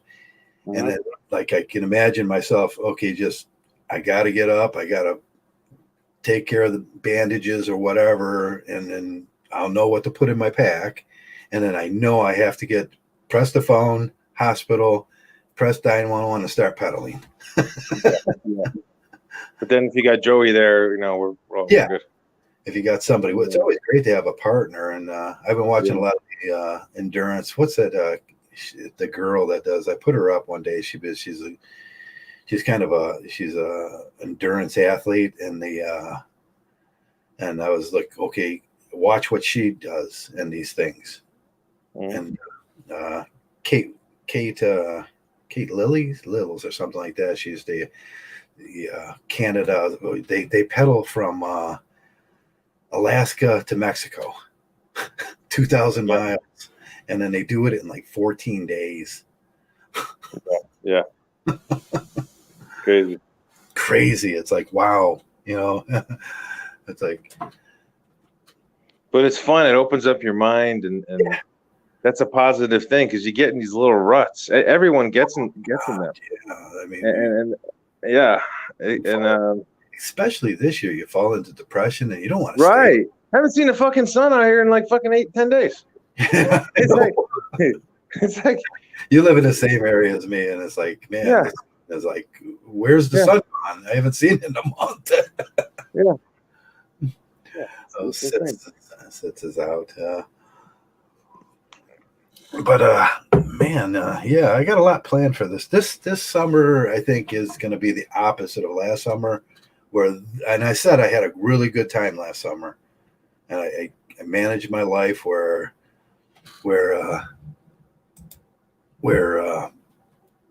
I had the opportunity to do a lot of things that I wanted to do. But this summer, I'm taking that to the next step, where I'm going to do the things that I wanted to do all my life. Mm-hmm. And one of those things is a long distance bike ride where I camp outside and I just tuck in somewhere, and I live in the elements, and I plan 1,400 miles. That's what I want to do. Mm-hmm. Well, that's reasonable too. I mean, because you can definitely get, like, I'd say, even on a bad day, you're going to get 20 to 30 miles. 20 to 30. Yeah, that's what I planned. 31. Yeah. I think I was talking about it when I was figuring it out. 30 miles a day. It would take me 14 days to do this thing. Yeah, that's nothing. And that's nothing when you have a motorized bike. Yeah. And I got a motorized vehicle where I still got to pedal. Don't get these it's not a motorcycle. I pedal and it assists my pedal. Mm-hmm. It makes it easier on me because of my knees, because I'm an old man. Yeah. And you know how good that is for your mind too, when you're seeing different trails and different, every minute is this thing when I'm pedaling. Every minute that I'm looking around and I'm waving to people, and people are like, look at that. That's a weird sight. And look at that old man. It's like, it's just magical. It's like being a kid again. Yeah. Yeah. And then, and the best part is you sleep good too, because you're tired. Sleep good. Yeah. Because your body just needs to sleep. It's like, you have no choice. It's got to rest. It's like, okay, we're going to sleep good. Years I ruminated every night, and I couldn't shut it off. I was sit there and do math problems, and I would do it's some problem I have. So where I start counting 3, 6, 9, 12, 14, 15, 18, 21, 20, and I do it to like 7,000. And then I'd finally fall asleep. And I don't want to live like that no more. I want to be that guy that falls asleep and enjoy life. Well, that's what threw me off this year was I used to go Planet Fitness a lot, and so you have to wear the mask, and I don't even know if they're open now, Planet Fitness. But I canceled my membership because I didn't want to work out with the mask on because of the carbon going through my system. Yeah, it can create a lot of health problems. So I said, fuck it, I just canceled it, and but it was okay. It wasn't a big deal when the weather was good, because I was riding my bike and I was walking, and I was doing 40, 50 miles a week on a bike, and I was walking, and so I felt fine. But now with the cold weather, I was making an excuse. Oh, it's too cold, I can't walk, and that's stupid. It was a bad decision. I should have just bundled up and go like I did yesterday. And and now I feel better. I feel better just doing that, just getting out. So the cold air too, when you're breathing and you start pumping, that cold air gets in your lungs, and man, that shit feels good. Yeah. I'm still, when I was at the end of the summer before I got the virus, my heartbeat was 76, and then I was at steady 97 on my oxygen. And now after that, my heartbeat's is 86, and I'm right about 96 on my oxygen. So I still got a little ways to go to get back to where I was. But man, that cold air, I get in there, I come home, my heart beats up about 120, and I'm at a perfect oxygen. And I was like, oh, cool. And I feel better, mentally clear. Yeah. No, we should look into that, Joe. Maybe this spring. If I'm not working, I'll definitely do it with you. Because what's it gonna take? Maybe 2 months? Thinking 2 months? The whole trip will take about a month unless we find something. A month is nothing. Yeah, I'll do it. Yeah, I'll do it. Yeah, because I could just take a month. That's not a big deal. Yeah, I mean, I want to look around the Ozarks and maybe stay a couple. Oh yeah, I want to get to the Ozarks. I haven't been to the Adirondacks either, which is really weird being from the area. So that's another one. But yeah, the Ozarks is definitely Yeah, from there maybe shoot over to New Orleans. Oh yeah, I might as well. Yeah. It wouldn't be that bad. I think. Go to the gumbo shop, grab some gumbo, and that'd be beautiful. That's the best lunch, best meal I ever had in my life. And I grew up in like Italian family, like we cook homemade meals.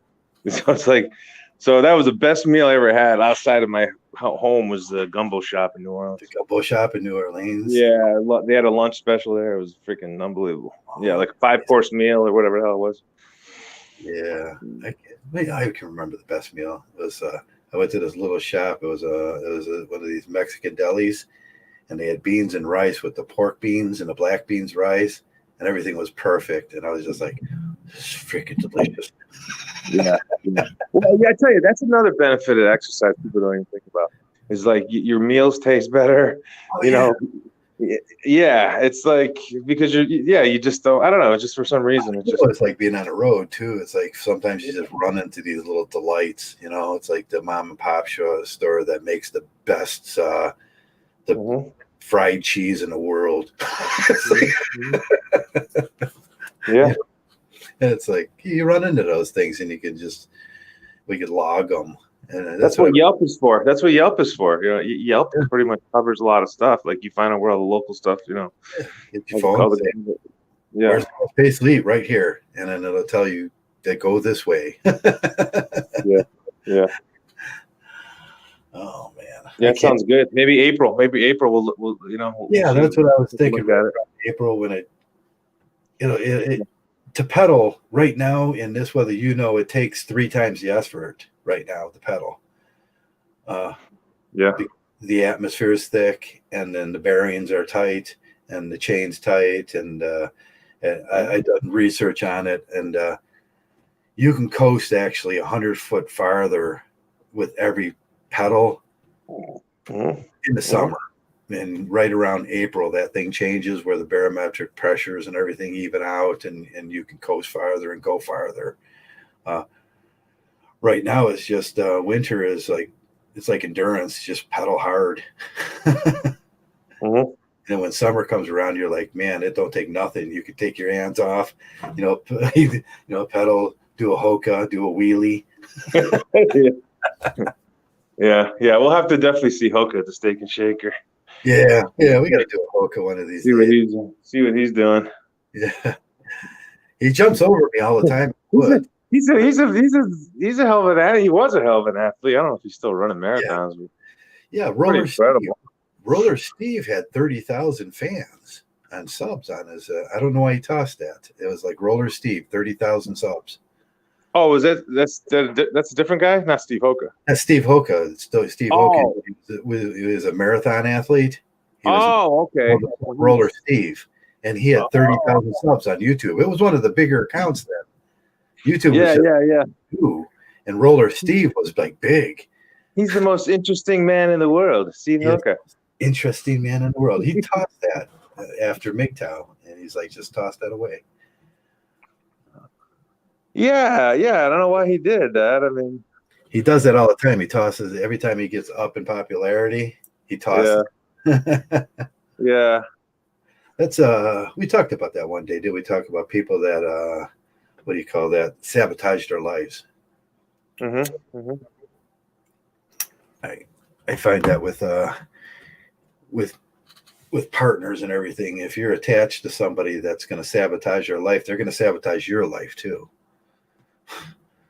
And people do that. They can't, if they get successful, they'll sabotage it. And they don't want that responsibility.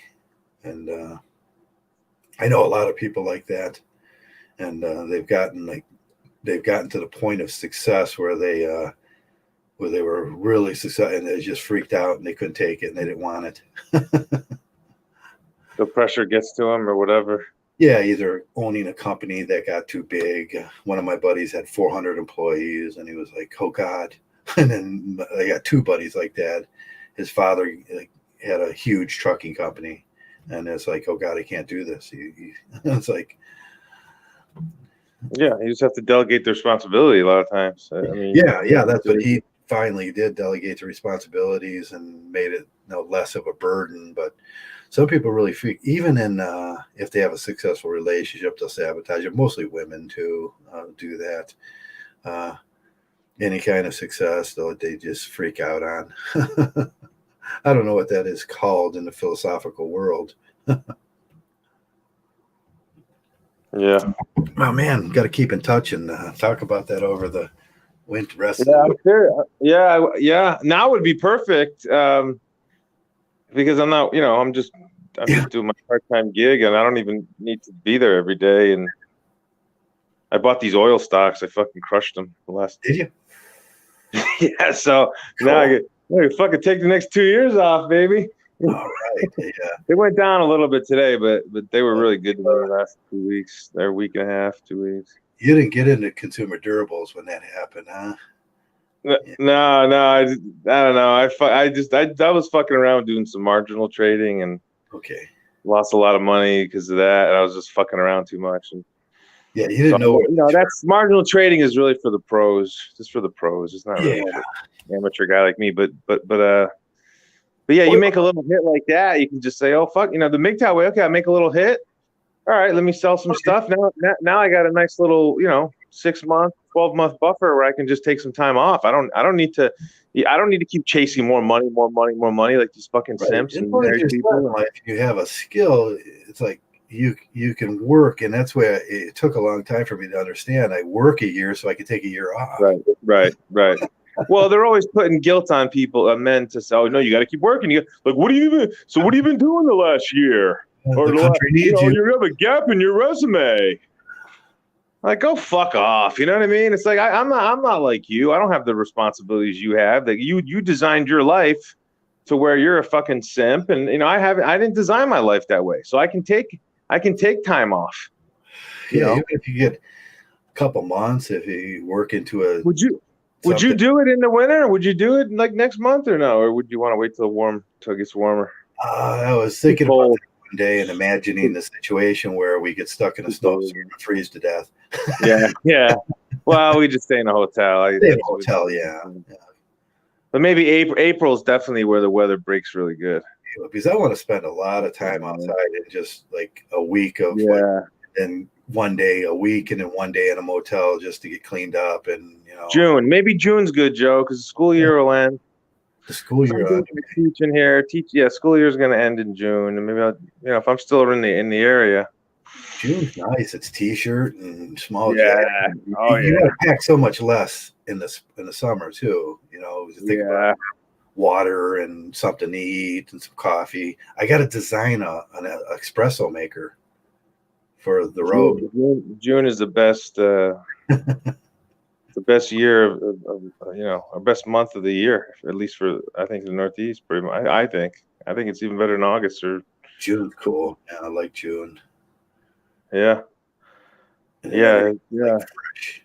And there's that smell in the air, especially around here. And there's that thing going, that excitement in the air. Yeah. Yeah. No, it's good. Well, the Browns are in it, so it's good. You got them going. Yeah, I worry So, because of yeah. they got hit, and I think the NFL did absolutely everything to make sure they're going to lose. Yeah. It's just become such a shit show of sports now with the political shit that they're doing. It's like, I would go as far as it's say hard to watch. that the NFL weaponized Corona. Yeah. Yeah. And they used it against the Browns, and I would say that teams figured out, okay, if we spread some Corona around to the other team, you Yeah. know, it just got weaponized. And I think corporations figured that out, and governments figured that out. You can weaponize this thing. Yeah. Yeah. It's And that's about the extent of my conspiracy about it. I do believe it's real. And yeah, it's a flu or a cold. It's just a name for a flu or a cold. I mean, it's more severe than other flus and colds. and it's destructive and it hurts people. And yeah, my friend, my 89-year-old friend in the West Coast, he died last week. He had it, and the worst part about it was his son couldn't even see him. Yeah, his son couldn't even see him. Yeah, he couldn't. He didn't even get a chance to say bye to his father because of the restrictions. Yeah, so it's kind of fucking bullshit. He was not too happy about that. Yeah, he's 89 years old. What are you gonna do? What are you gonna live forever? I mean, he had a good life, but yeah, I have. You can't say bye. Yeah, when you can't say bye to people, now you're fucking with people's personal business. That's a little too much power.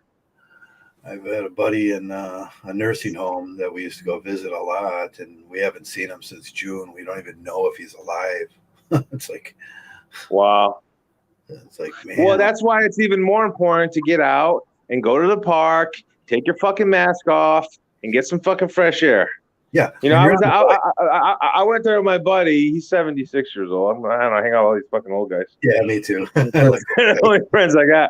Yeah, because most people my age are too fucking stupid. They're all fucking simps, and I got nothing in common with them. And so I hang out with these old guys. Yeah, talk about those things. So yeah, we're walking in the park, and like I said, there's like probably 10, 20 of it. It's a pretty big park. It wasn't a lot of people. This one guy had his whole fucking face covered, pretty much, with the mask. I mean, dude, you're in the fucking park. It's a big park. I don't know how many fucking acres, 200, 300, 400 acres. I don't even know, but it's a big park. And he's got the fucking mask on, covering his whole fucking face. I go, hey man, how's it going? And he doesn't even say a word to me. There's like nobody around. He obviously could hear me. There's nobody around.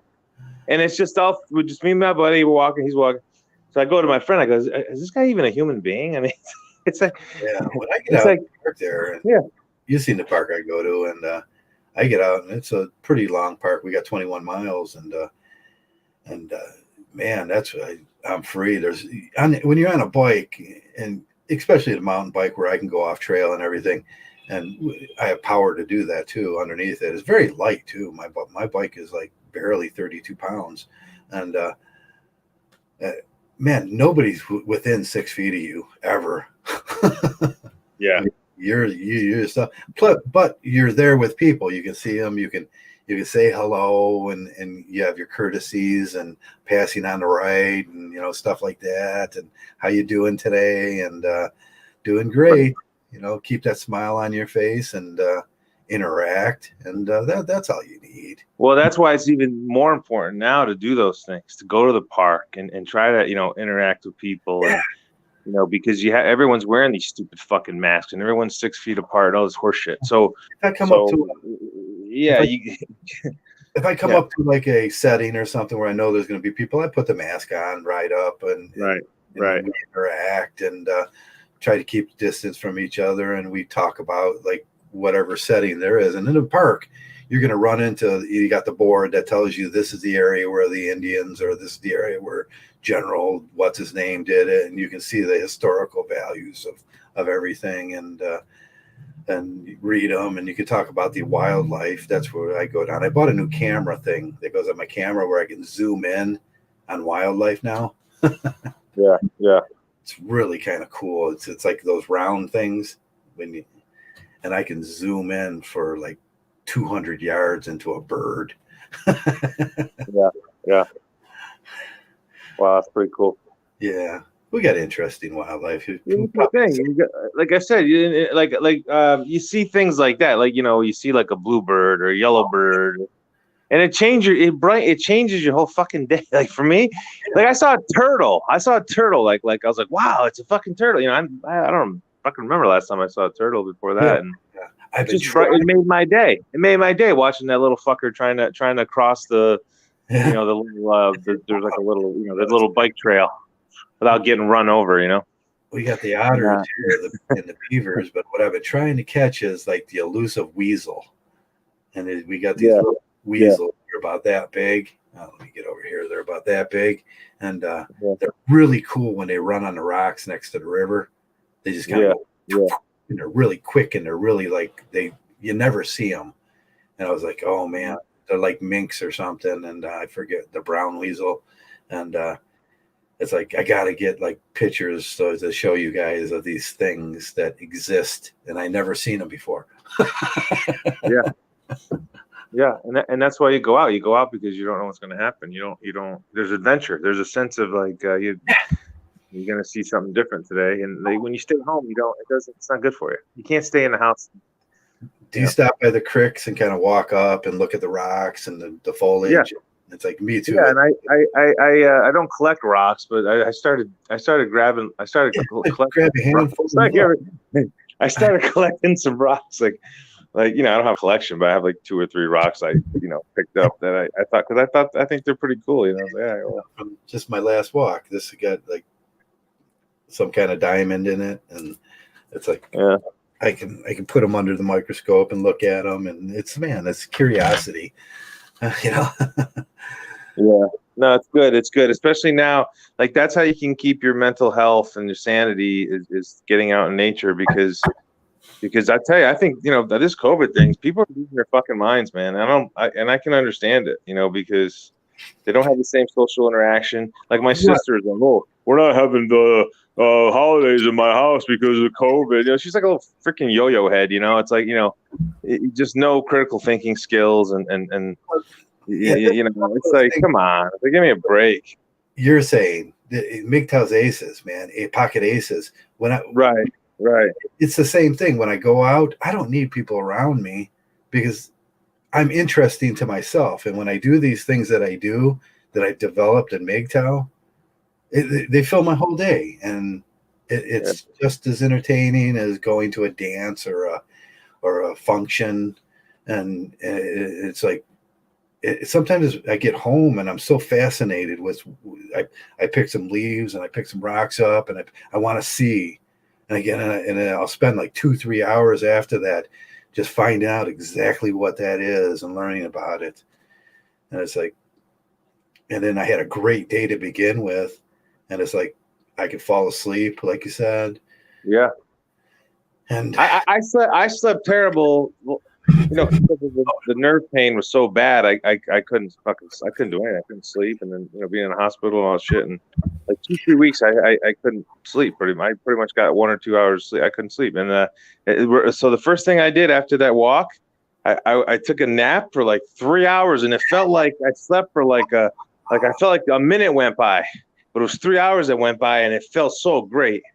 So it's like I didn't care. It was like 30 degrees. So 30 degrees is kind of it was pretty cold, but it's at the edge. But it's worth it. But it's worth it. I don't give a shit. I don't even like. Me and my friend are going tomorrow morning because we're betting the football, and that's at 1 o'clock. So I'm gonna go. Like I don't give a shit how cold it is. I'll wear fucking 6 layers. I don't care. I'm just gonna get out there because I know the value. The pain or discomfort of being in that cold weather, it doesn't compare to the benefit, the health benefit of being able to get a good night, being able to take a nap when I want, and sleep well or rest well, and then again getting that fresh air, which is great for your whole. Man, it's just great for your blood circulation. For it's just good health. It's just good health. It's good health. Well, that most cures my shoulders. The only way to cure them is to get the blood moving to them. That's right. Start working out, and you got to go through that pain. And it doesn't take a lot, Joe. It takes a 20-minute walk. I mean, I don't think it's good to be a pussy and do a 20-minute walk. You should try to go for an hour or more. you know, like 20 minutes is for 20 minutes for women. That's for women and little feminine men. They can do 20. So I'm just joking. But like try to get a fucking hour in there. Fucking it up. Do it an hour. How can you go out on your bike and not do an hour? And they say that if you do 2 miles on your bike a day, 2 miles on your bike a day, and that will reduce your heart attack risk by like almost 80% or something. Oh yeah. I was a stud I was a stud this summer on the bike. I was just, I wasn't probably riding as much as you, but I was, there were days I'd have at least 2 days a week. I'd go 2 to 3 hours. Yeah. Yeah. I know you were thinking about going the off road, but you're kind of hesitant on the mountain. Yeah. Cause I don't trust the scary, isn't it? Yeah. People in cars. I don't trust them. I don't trust them. I like away from traffic, and that's why I go the trails. When you see, I put up a few videos of me going down a trail, and I cut through the trail, I do the mountain biking, take a few jumps, and and I know that's risky, and that's probably the riskiest thing I do in my life is to get a little airtime and do a gap. And I know at my age, and I fell like 4 times this year. Yeah. But man, the time in air is like, it's hard to describe. It's like a world within a world. Yeah. It's like living a whole life within this life on that trail, going as fast as I can and just hitting those gaps and hitting those curves. And I can't do the big ones, I can't, my weight and size and everything, but man, it's a life within a life. That 6-7 minutes down the side of a hill, is, there's nothing funner. I get off and I'm like, woo! Yeah. We got him up here. You got to get out here. Try to get out here. You got some nice trails. Yeah, we got some nice trails, and we got there's some spots where you can go downhill and really, you got to really be careful. Like I'm braking the whole way because I'm not gonna break my, I'm not gonna break my, face on a, because you go, so I break down.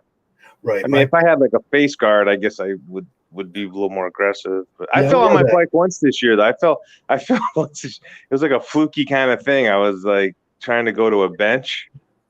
And I fell, and it kind of felt good. It reminded me of my football days. Like that's great. I hurt my shoulder a little bit. I'm like, it feels pretty good. You know how to fall then. I know how to fall. Yeah, I know how to fall. Yeah, exactly. It wasn't a big deal, but it could have been serious. Yeah, when we had that snow up here, man, I fell like twice on that. I was gonna go over this little, that the cars make those little ridges in the snow, and I tried to jump over one, and I got caught, and I just went bam. But I have that sense enough, that football sense, to put my arm out right and brace myself for the fall. And you don't lose that. I was so shocked that you don't lose that. No, I can't believe. I look back how freaking much of a nut I was when I played football. I was just a total absolute freaking nut. Yeah. Up until I was about 20 or whatever. I stopped playing when I was around 20. I just said, "Fuck it, I'm not. I'm not going to go pro. I'm not. I just didn't have enough speed. I'm not going. I didn't have enough speed. But if I was the size I was now, I'm a lot bigger than that. I mean, I'm almost, maybe defensive line. I could have played somewhere, maybe Division I. But you got to be really fucking crazy, and you got to have the right body type. And it's all about play. We talked about how aggressive those kids when we put up. Look at those kids, how aggressive it makes them. How do you think those kids are gonna lose in business? Those mountain biking kids? No. They're gonna plow right through. No, they're gonna start their own business too. They're not gonna work for other people. Yeah, they're not. That mentality. You don't work for other people because the thing is, working for other people, they don't appreciate anything. So fuck them. You start your own business. It doesn't matter what the fuck it is. It could be anything. You start a business. They're starting businesses. They're not working for. They're not working for people. They're aggressive. No, they're not working for. No, they're not. Even if it's a fucking taco stand, you know, whatever the fuck it is. Never. You cannot work for other people because they don't appreciate it. They just want to squeeze more. Instead of saying thank you for being a good worker, here's a bonus. No, they said they want you to manipulate you to do more work. Yeah, that's what I thought the importance of mountain biking is for kids and even adults my age and everything. Take it safe and everything. Don't do what you can't do. Like, I'm not going to be a professional mountain biker, but man, take a risk once in a while and do that and be aggressive, because that's right. And it teaches you so much about life. even if you're starting like you know, because you like to fix bikes and shit, just you can start a business right out of your garage. Even if you know, and just set a goal. I want to try to make $1,000 profit this month. You know, and you build it little by little, and then you know you get satisfaction out of that, and that covers your bills anyway. In most cases, Yeah, you know what? You don't have to start big. You just start right in the fucking garage, or you got a little. Especially now, everyone's doing Zoom and all this fucking, you know, virtual shit anyway. So you don't even need overhead's fucking low if you want to start something online. And I fixed. But working for a corporation, that model, forget it. That's done, because they're not going to give you any stability. They're going to treat you like fucking shit. Dogs, yeah. It's over. It's over. You know what? I had that game is for the suckers. All the suckers are doing that game. I'm sorry, because I did it. I did that for fucking 15, 20 years. I should know. I had so many bike parts and so many bike frames in there, and I had a couple of nice ones, and I put together and I gave it to the kids around the neighborhood at the end of the summer. So I got the opportunity to give some bike back and give something to my community and everything, and it was such a good feeling. Like, just take the kid wanted a bike. I said, just take this one here, take it. And it was great. It was like, oh, I could see this. Like, I could see how this works out. You can do that. This Mgtow thing is, I could do this, and I could be a good person. And I could be an asset to my community, and I could still have fun, not play by the rules, be an individual. Yeah.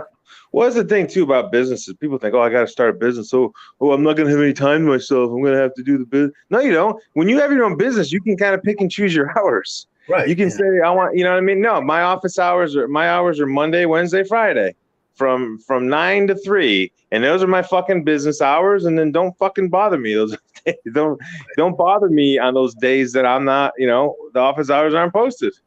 So it's not like, it's just understanding your own environment and how you can manipulate the time and everything. I mean, you know your skills, you know what they're going to pay for, and you can go to teaching and move in and out of the sales world, and once you get that, man, it's that's great. That's what just we want. Start something small. Like I said, you could just start it small. Start a small business, whatever. It doesn't have to be extravagant. As long as you make enough to pay your bills, and because the most important thing really is just minimizing your expenses. Right. Like once you, and that's what Mgtow is like. Once you get to that point where you don't have to put out a lot to live a comfortable life, you know, and you're good. You're good. You know, it's having that overhead every fucking month, and you gotta pay for this and pay for that, and all this other shit comes in, and that's because people are dependent on you. As a Mgtow, you just gotta take care of yourself. Right. Yeah. There was 2 programs that kind of taught me this, and I hate to bring up one because it was a religious program, and it was like the nuns. They get $460 a month, and they have to live on it. And it's they have to develop an app. When I used to talk to this nun, she was telling, I have to live on this, so I have to develop these. And that's like, and there was AA. There's an AA economics, like. Yeah. It's the same as Mgtow economics, actually. It's like, I want to have the most time to spend with myself with the least amount of work, and I have to budget that. Yeah. And once you learn how to do that, man, if you get if you're a normal dude, you're going to make well over $1,400 a month, but that's plenty of money. Yeah. There's always going to be jobs that nobody wants to do too. There's always going to be those jobs. There's always work. Yeah, and this whole thing about there's no jobs. Oh, what are we gonna do? There's no job. No, there's fucking jobs everywhere. You just have to be flexible, and you have to have a good work ethic. It's really not hard. Man. I mean, there's going to be these things that only you do in this whole world. I mean, one of the jobs that only I do in this whole world is the EMT work, where I go in and I fix big, huge furnaces for, I know that work, and I know that work pays well. Yeah. But I'm one of the few guys in the world that do that. So yeah, get your skill. it's like teaching. I'm doing teaching right now, and it's like, I mean, it's easy for me. I've been doing it on and off for a long time, and you recognize that a lot of people can't do that. They can't. They just get nervous or what. I don't know what the fuck it is, but they just can't do it. You know, you just got to figure out what you can do, and then just try to. That's why you got to be flexible. You got to be flexible. Can't be, them self-sabotagers in the world. They get to a point where they're comfortable and they're living okay and they're having fun and everything, and they got to sabotage it because that's wrong. Well, they're expecting too much out of the job. The purpose of the job is just make enough money so you can fucking live. Don't overthink the fucking thing. Yeah, I think that goes back to that suffrage thing. People believe they got to suffer. Yeah. It's like, no. Yeah. I'm so done with that suffrage, the Christian suffrage, the work suffrage, the mentality suffrage, Well, it's like, I remember my first evaluation for work. It was working for this big company, and they're like, "Oh, we got to self-evaluate," and I gave myself like all 9s and 10s out of 10. I'm confident in myself. It's like, I got a fucking advanced degree. I got a fucking dean's list. I got, it's my first job in corporate world. I'm a fucking stud. I'm fucking up early. I'm working late. I'm fucking, making shit happen. And yeah, damn right, I'm gonna give myself a 9 or 10. Yeah. But what does my fucking manager? She goes, they want you to redo your evaluation. Most people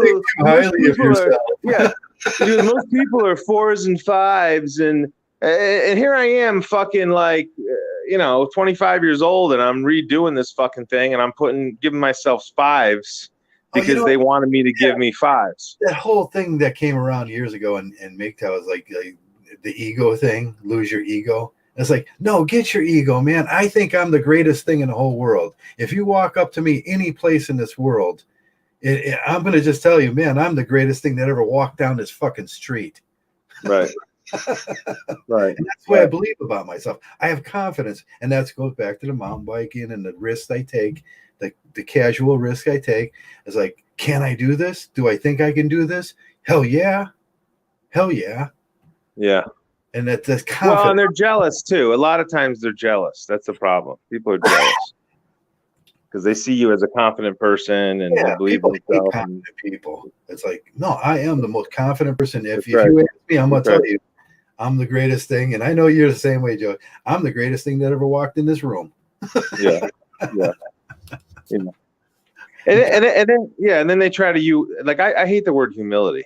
I can't stand that fucking word. I mean, I can't stand that word. I'm sorry. I don't like the word. In the religious context, it's really fucking like a ridiculous word. You got to suffer. You got to be humble. You got to be You got to be humble. Yeah, but they take the word humility and they say, "Oh, we can treat you like shit." No, we can treat you like humble yourself. Humble yourself. You be a little slave and shut your fucking mouth and humble yourself. No, go fuck off. No, that's I don't like that word. No, I don't do that. That's how they kept me down for years and exploited me and exploited my talents. Yeah, that's right. It's a very manipulative word, and a better word is be respectful. Respect other people, of course. I think that's a better word. Yeah. Okay, don't be disrespectful. But as far as humility, that word is a very manipulative word, and people use it to control. Yeah, they're using it to control you when they say be humble and being.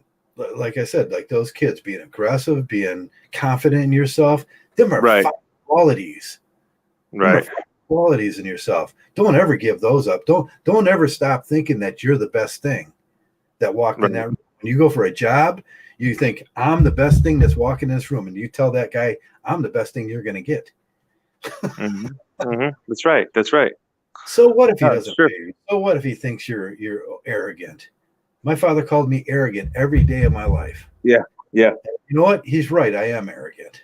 Yeah, my brother used to say that too to me. And I kind of checked myself a little bit when he said it. But at the same time, it's like, no, you're right. You have to be you don't want to like be, what's the word I'm looking for? Not overconfident, but you don't want to be a dick. You don't want to be a dick. You don't want to be a disrespectful dick.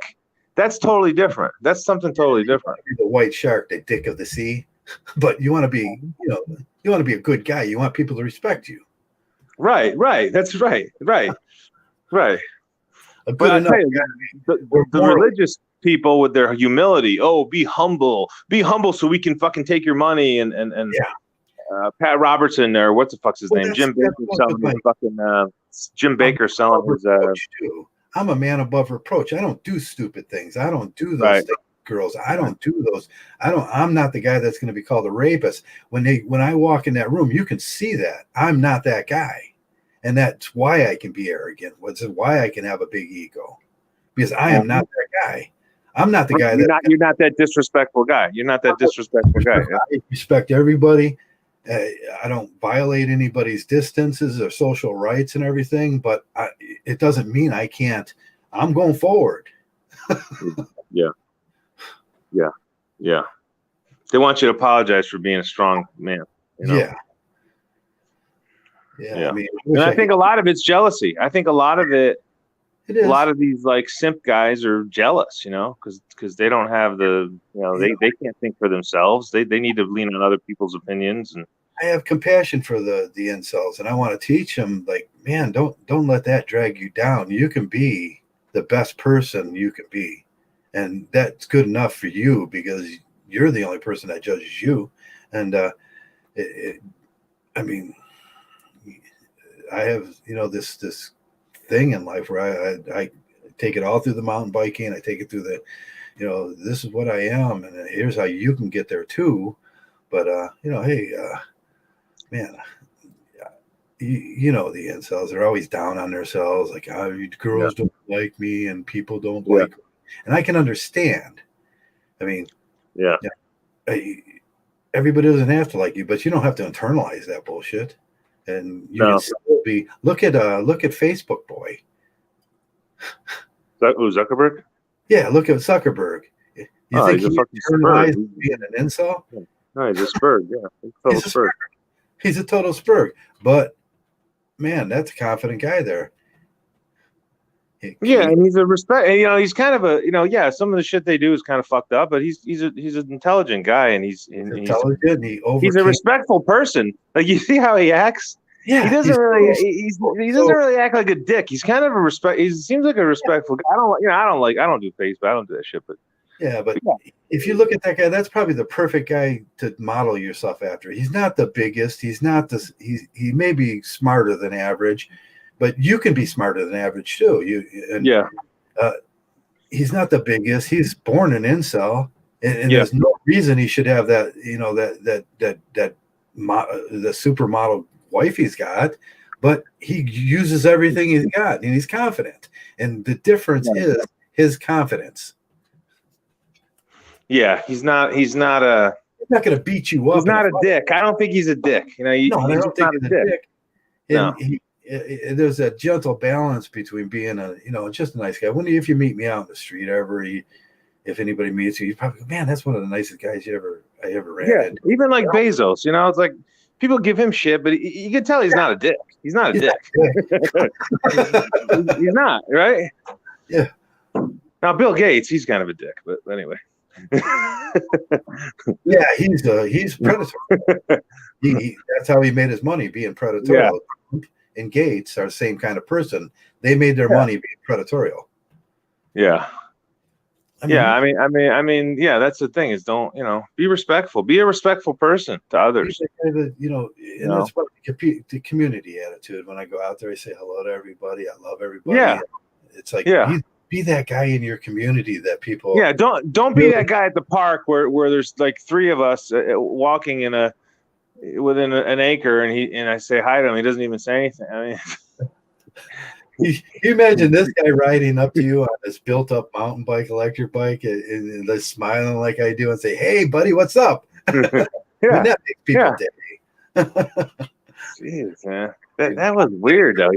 He had like this stealth mask on. It was covering like his eyes almost, doesn't even say anything. It's like, that's kind of strange. Like that's weird. Yeah, I run into those guys where they're just withdrawn, and I was like, man, I got to get this guy out of himself. There's something wrong there. There's something wrong with these people. Yeah, I don't know. Yeah, I don't know what's going on. It's like they're fearful, or they're not. I mean, that fear, Yeah. fear. You got to get rid of all that fear too. I mean, they're fearful of everything. They're fearful of people. You know, I get that with the guys I bring in here. People always tell me, "Oh, they're going to bring in some, and they're going to rob you," or it's like, no, they're not. I mean, I'm not fearful of that. I mean, if I thought that way, I couldn't help anybody. Yeah, no, that's true. I think because they're always looking to get validation everywhere. It's like, no, you don't worry about that. Just be yourself. And Be yourself. that codependency shit doesn't work. Being a codependent person, it just leads to Right. a terrible life. I still haven't found that video about the guy that we had on that one day about talking about the codependency and the enabling that we do. That was a great video. Oh yeah, that guy that was on your podcast like 4 or 5 years ago. Came on once. He was Yeah. a counselor, and he was like, "Let's talk about codependency." You tried to find that thing, huh? Yeah, that was a really good video, and he was just talking about. Like, that's one of my favorite. It's like, oh, we are codependent as men. I mean, we're Well, he was that led to him getting married. I mean, that codependency bullshit. Yeah. You know, that's how fucked up that is. Yeah, that'll lead you just enabling, and most men do that. They enable it. You're going to be the supporter. You're supporting that whole bad behavior thing. And then, I mean, for what? For sex? Jesus. I know. I mean, I think the guy asked me today. It was like at the store. It's like, what do you do at night? Do you go out with the girls and stuff? And it's like, I was like, that's not a question you asking me. I'm not. Yeah. It's like, wow, these people are so. Yeah, that's kind of a, because that's what he thinks. It's a GHAY question. Yeah, his whole life revolves around that. He wants to know if I'm doing it too. It's yeah. Do I look like the kind of guy you asked that question to? Yeah. He wanted to make sure. He wanted to make sure I was his kind of person. And I'm not. It's like, no, I'm not your kind of person. I'm not codependent. I don't enable other people around me for that P thing. Yeah. Oh, I thought that was funny, and I get that a lot. You probably get it. We all get that in Mgtow. It's like people ask you about those things. And it's like, no. I think a lot of it is jealousy. I that's something that's overlooked a lot is jealousy, because they hinge their masculinity on that instead of finding their masculinity and the things that they do good and what they are. They hinge their masculinity on something so surface value as going out with a female. Yeah. It's so silly. Oh my God! If that's what you're masculine, and Barbarossa said it years ago. You're filtering your existence through a woman. Yeah. And they're women are dependents. I mean, that's a nice way of calling them a-holes, or instead of calling them a-holes or leeches or vampires, I'll just call them dependents. That's a nice way of saying it. But they're all dependent. Every single one of them. It doesn't. They're all dependents, and that's all they are, dependents. And that's usually what you get in life with most people, too. Men too. The men that come through here.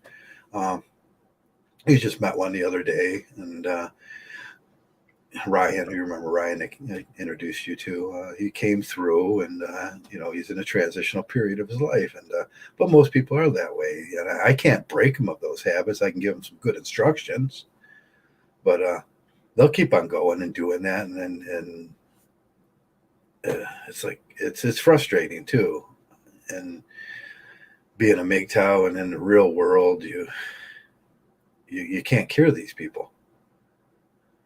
No, they have their minds are, they don't, I don't know what it is. They just haven't done the thinking or self-introspection. They haven't, they're not very, I don't think they have the it's almost like they don't have the genes to even understand. Like they don't have the. I don't know. There's something going on there. They don't have the wisdom. They just don't have the. That's what it is. It all comes down to wisdom. It's just it's a matter of how quickly you can put it all together. And that's the wisdom is pretty much that's what it is, right? Putting together all these positive ideas that are going to make your life better. And there's not a lot of people that have it, and that's why it's hard to go to Mgtow, because there's not a lot of people that have those understandings. Right. Like they're just not smart enough. They haven't developed that. That insight. Yeah. Not many people have it, because how many people do you know that are really truly Mgtow? I mean, there's people in this chat and listening to this. Maybe 20 people, 10, 20 people, however many people. I guarantee you, like half of them don't even know what the fuck we're talking about. That feeling about that thing. You hear it all the time. Nobody gets out alive. You're going to come up to obstacles in your life during this thing where everything's going to be taken from you. And you're going to have to rebuild it, and you're going to have to do it yourself, and no one's going to help you with that. And you're going to have to be aggressive, and you're going to have to be confident, and you're going to have to be Mgtow. And you can't be screwing around at that point with other dependents in your life. And you have to think, I can't do nothing unless I take care of myself at this point. Yeah, you can't be wishy-washy. You can't be wishy about it. No, you have to you have to understand it and then follow through and don't apologize for it. And then anyone that tries to get you off of it, you pretty much have to delete. My friend Joe was talking about today. He goes, he has a saying.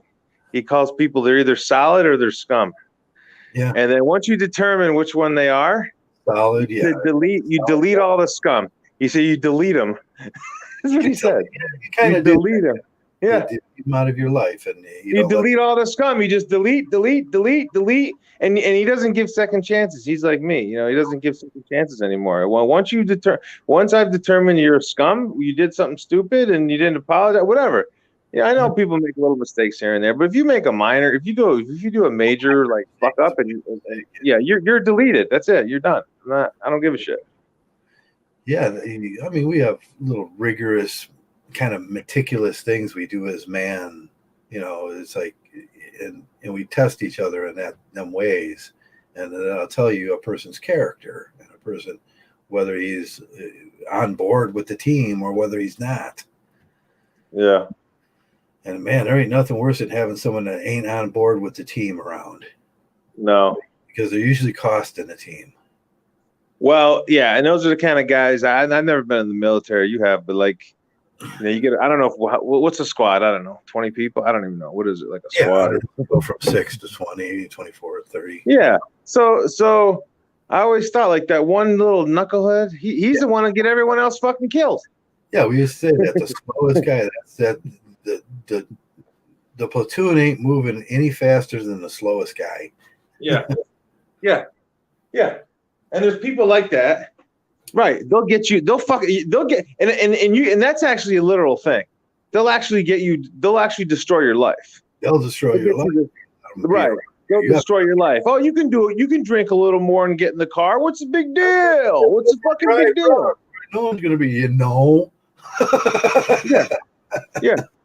Yeah, or you can fuck her. You can fuck that bitch. What's the big deal? And then you get her pregnant. It's like guys like that. You just get the fuck away from them. Yeah, that's too much risk for me. And I mean that's from you as this single entity. I mean, and when you boil it down to the Mgtow, we are these single personalities, these entities, these most Mgtows I meet, you've seen Sits and you and me and most of these guys have these really unique personalities, and we're these single entities in life, and we have to be careful about those people in our lives that will drag us down. Mgtow Today, I told you the first book I read after I had my horrible experience was Mgtow Today and The Power of Now, and he says the same thing. Man, you got to start cutting those strings. These people are attached to you, and they're going to drag you in directions. Yeah, that's what he said in the book. Yeah, I mean, you start cutting those strings, and you start deciding which people I need in my life, which people I don't need in my life, and who is a true friend. I mean, yeah, and who's user, who's who's the codependent, who's the, he goes through all that stuff, and you gotta make serious decisions and about your life then, and don't keep these simps around because they will drag you down. And it took years for me to understand about the simps. I'm only as good as the simps I have around me. They're dangerous. They definitely are. Yeah. Are we coming to an end here? Are we live? I don't know. It's your show. I don't know. I'm yakking. I don't know. 2:10. Yeah. I like talking, but I don't know. There's some guys that like I joke around. I got the Claire thing, whatever. It's like, do you think they understand? They can't even take a fucking joke. Like, they can't even take a fucking joke. I mean, I know I call some people trad cucks and but when you start knocking on Mgtow and calling Mgtow transition group and all this kind of shit, and you have to take another step. No, once you get to Mgtow, that's the right place to be, and then you just kind of build your life around Mgtow. You don't. There's no other place to go really if you want a good life. There's absolutely no. Like, where are you gonna go? Like we talk about. It's like we talk about like how like blue pill guys or blue pill world will tell you, to improve your life, you need a wife or you need a girlfriend. Or that's a fucking worst thing you can fucking. That's the worst thing you can possibly do. You know what you're saying? You're saying you need. Now, I'm saying there's a deficit here. If I need, I should not need for anything. I should be taking care of myself where I don't need for anything. Right. You should have enough. It's like that wisdom. It goes back to that wisdom. That's really the main. That to me, that's the most important word, probably. To me, that's the most important word. If I had to say one word, what's the most important word? It's not Mgtow, really. It's wisdom. Because when you get the wisdom, then you'll get to Mgtow. Yeah. Later. But first, and then I can't do nothing for anybody unless I take care of myself. And that takes the wisdom of understanding yourself and understanding your world you live in and what's going on and how you're viewed as a utility, right? Women view men as utilities. Yeah, and that's the thing. It's not a fun thing to talk about. Everyone wants to act like it doesn't exist, but it absolutely does exist. It absolutely does exist, and unless you get in touch with that, where you can see it, and these people are going to keep taking advantage of you, and and it may not, maybe you'll get along, maybe you'll do okay, but what does that do to your soul? What does that do to that you? And you can't have that. I mean, you got to live. Man, every day should have some magic moments. Every day should have some. Every day should be a good day. And man, I went through years, 16, 30 years of bad days. That believing in that religious and that, and being taken advantage of and being the number one guy, you had to be I can't remember too many good days on that. I have more good days this summer than I had my whole life. I was telling my friend about you, like how you just came home one day and your wife says, "I want a divorce." Yeah, you gave her everything that you possibly could, and it still wasn't enough, and enough. Yeah. And he went through a similar thing because he had a business, and then once he got into his mid-50s, he the recession hit and it hurt his business, and that's when all of a sudden after 30-something years of marriage and he was producing and making money, all of a sudden the recession hits, business went down, and all of a sudden she wants to divorce. Yeah, that's that moment. I say everything's cool right up to that moment. When you get to that moment where everything's not cool anymore, that's a big drop. That's like going from 100 to 10 in an instant, and your life is hit. Right. And then these guys are naive. They think, it's not going to happen to me because I have all this education or I have all my health or, whatever. But things change. Things can change. Yeah, I didn't know. Like all of a sudden my leg, I have this nerve, and it's not damaged, but it's like a minor thing. It's gonna go away. But I've never been in the hospital in my life. I never had to call an ambulance. But it happened. It happened to me. I think I'm the last guy you would ever think it would happen to. Problems and But it happened, and your life can change in one fucking day. And you think, oh, everything's gonna be great, but you get older and your health is, you're maybe not as strong, or you're not as motivated or whatever. And women move on to a better option. Yeah, I mean, I went through that. And I mean, one day I'm in the backyard drinking gin and tonics. I got a bar. I got a good job. I got this. I'm drinking gin and tonics in the backyard, and then the next day I wake up and my whole world's different. I mean, wow, one fucking day. One day I got they poisoned me and tried to kill me and take $360,000 in an insurance policy. That's what they wanted. And the next day, my life was different. It was a moment. It was like, boom, I woke up and everything was changed. Right.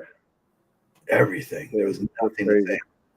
And that really goes to show, like these are people that are supposed to care about you too. And boy, you better watch the circle you're around. And, yeah. You're talking to, yeah. Yeah. You better watch that circle, and it shouldn't be a big circle anyway. I mean, that's a sober. It's not. I can't even call it sober. I don't even know what to call it to this day. And then the next 10 years of my life is a living nightmare. Yeah, you never thought. I was telling my buddy about you. I was like, yeah, I go. He went from having this good business. All of a sudden, he was living in the van and all this kind of shit. And I said, now he's back in his feet and everything. But fucking, you're the last guy. You're the last guy you would predict to have something like that happen to you, right? Because you're like me. I'm kind of built like you. We're big guys. You're college educated guy. I am too. And it's like, and it's like, it's not going to happen to us. We don't have substance abuse issues. We don't have we're not fucking nitwits. We're not stupid. I mean, you know what I'm saying? We're resourceful. We're smart. We're street smart. I'll tell you how long it took. And within 2 months, I went to 270 pounds, solid muscle, steel worker, kind of guy, down to 130 pounds, where I'm laying in the back of the van in convulsions, thinking about whether I'm going to live or not. Right.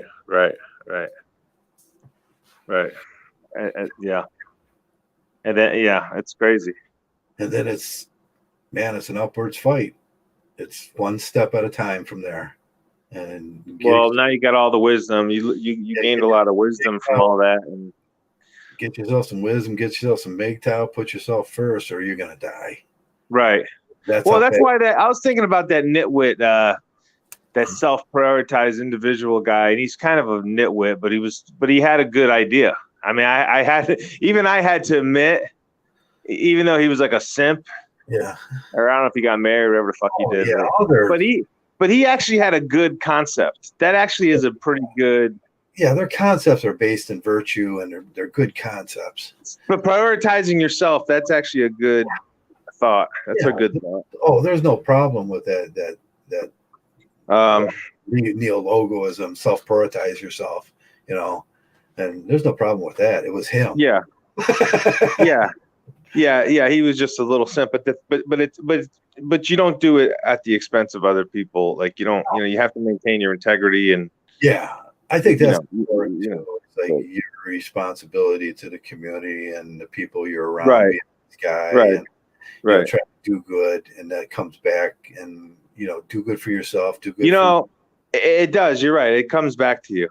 Yeah, it's my it comes back to you. The chicken girl thing. It's like, be nice, and the chicken girl gives me 4 pieces of chicken instead of 3. When I heard of that chicken. Well, even in the hospital, like I was in the hospital, and these nurses are like angels, man. I'm sorry, nurses, doctors, male and female, whatever. I was like, man, I kept saying thank you, because I was so happy they were there. They were attending to me, and I, and sure, they go, wow, you're lucky, you got your own room.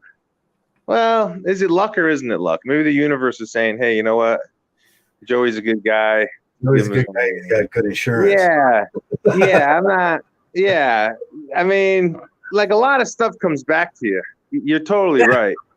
But that's how Like you. my insurance covered everything. Like I thought I was gonna have a $15,000 bill. I'm like, oh fuck, I gotta fucking take 15,000. Jesus Christ. So, and my insurance covered everything. I was like, I didn't have to pay a fucking penny. So I was like, man, yeah. So like, I have this thing. Yeah, the universe is always watching. You call it God, whatever they want to call it. Call it whatever you want. It's definitely there's a force that's watching everything. And if you're a good person and you do and you say you know what I mean, like the stuff that you do. Say thank you for being here. Yeah, like it comes back to you for sure. It's my cup of coffee in the morning when I sit down and I, okay, universe, here I am. Yeah. And then it's like, okay, God, okay, universe. I don't believe in God, but I say, okay, universe, let's talk. And then I give it minutes a day. And after that, I got to do it myself because he didn't show up. Yeah. Well, nature could be your guy, whatever. There's a force out there that's definitely observant of what's going on. It centers me in the morning to, okay, I got to do this. And it's like, okay, I got to be aware of my surroundings and I got to be aware of my community, everything around me. I mean, nowadays I look at, man, it's from the trees to the rocks to the driveway to I look at everything. I notice everything. No, you're right. Having that thankful attitude, definitely. The way people speak to me, to the way, who to avoid. I mean, I was up there's this mental girl up I was parking my bike and locking it up and she wanted to talk to me and she was saying mental shit. I was like, no, I'm just right around that. Yeah. I can't. I said, I'm sorry, I can't. And I don't want to be a dick. You're a lovely person, but I can't. I had a situation with this. I'm trying to get this loan and the guy calling me was like, yeah. I can't. Oh my God, I had to take a fucking shower after talking to him. I was like, this fucking guy. Like, who the fuck you think you're talking to, man? It's like, you know what? First of all, I don't need the fucking loan that bad, number one, okay? It doesn't matter if you give me the fucking loan, but don't talk to me like I'm some little fucking year-old fucking midget, you know? You know what I mean? I'm a fucking middle-aged guy. I think I've been around the block. I wasn't born yesterday.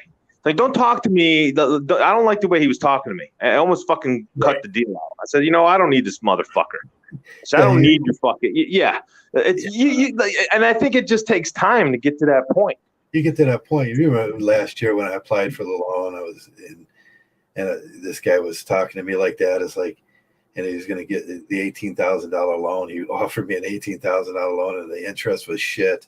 And I was like, who do you think you're talking to? Yeah, they think they're doing you a favor. Oh, I'm doing you a favor. I'm giving you this loan at a fucking 30% interest. Yeah, I told you what I needed. Fuck off. Go fuck off. Yeah, I need 42 at 7. Yeah. Yeah. These fucking people. They just think everyone's stupid But that's So anyway, but they don't understand. The universe is watching everything. The universe. Yeah.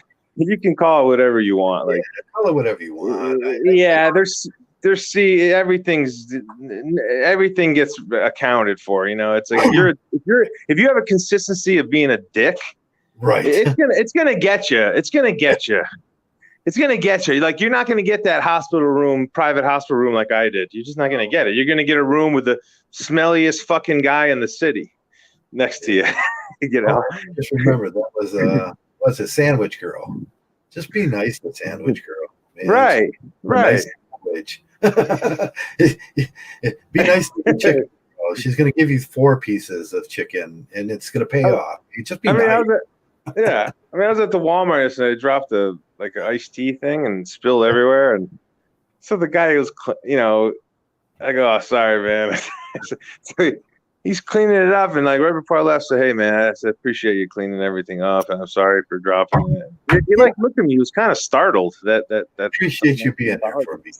Yeah, I said, he was kind of like startled though. Like he was like shocked that I even like said that, and it's something simple, but it's, thank you for cleaning my mess, and Thank you for being there for me. Yeah, that's what the kind of slipped, and you know, that goes back to the photography class I was telling you about, how I looked at the universe. And then the counselor in that class, he looked at me one day and he says, Joe, just when you go into a store, I know you're angry at the world right now.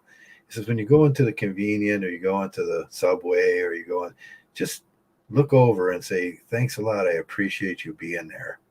Yeah, and start right.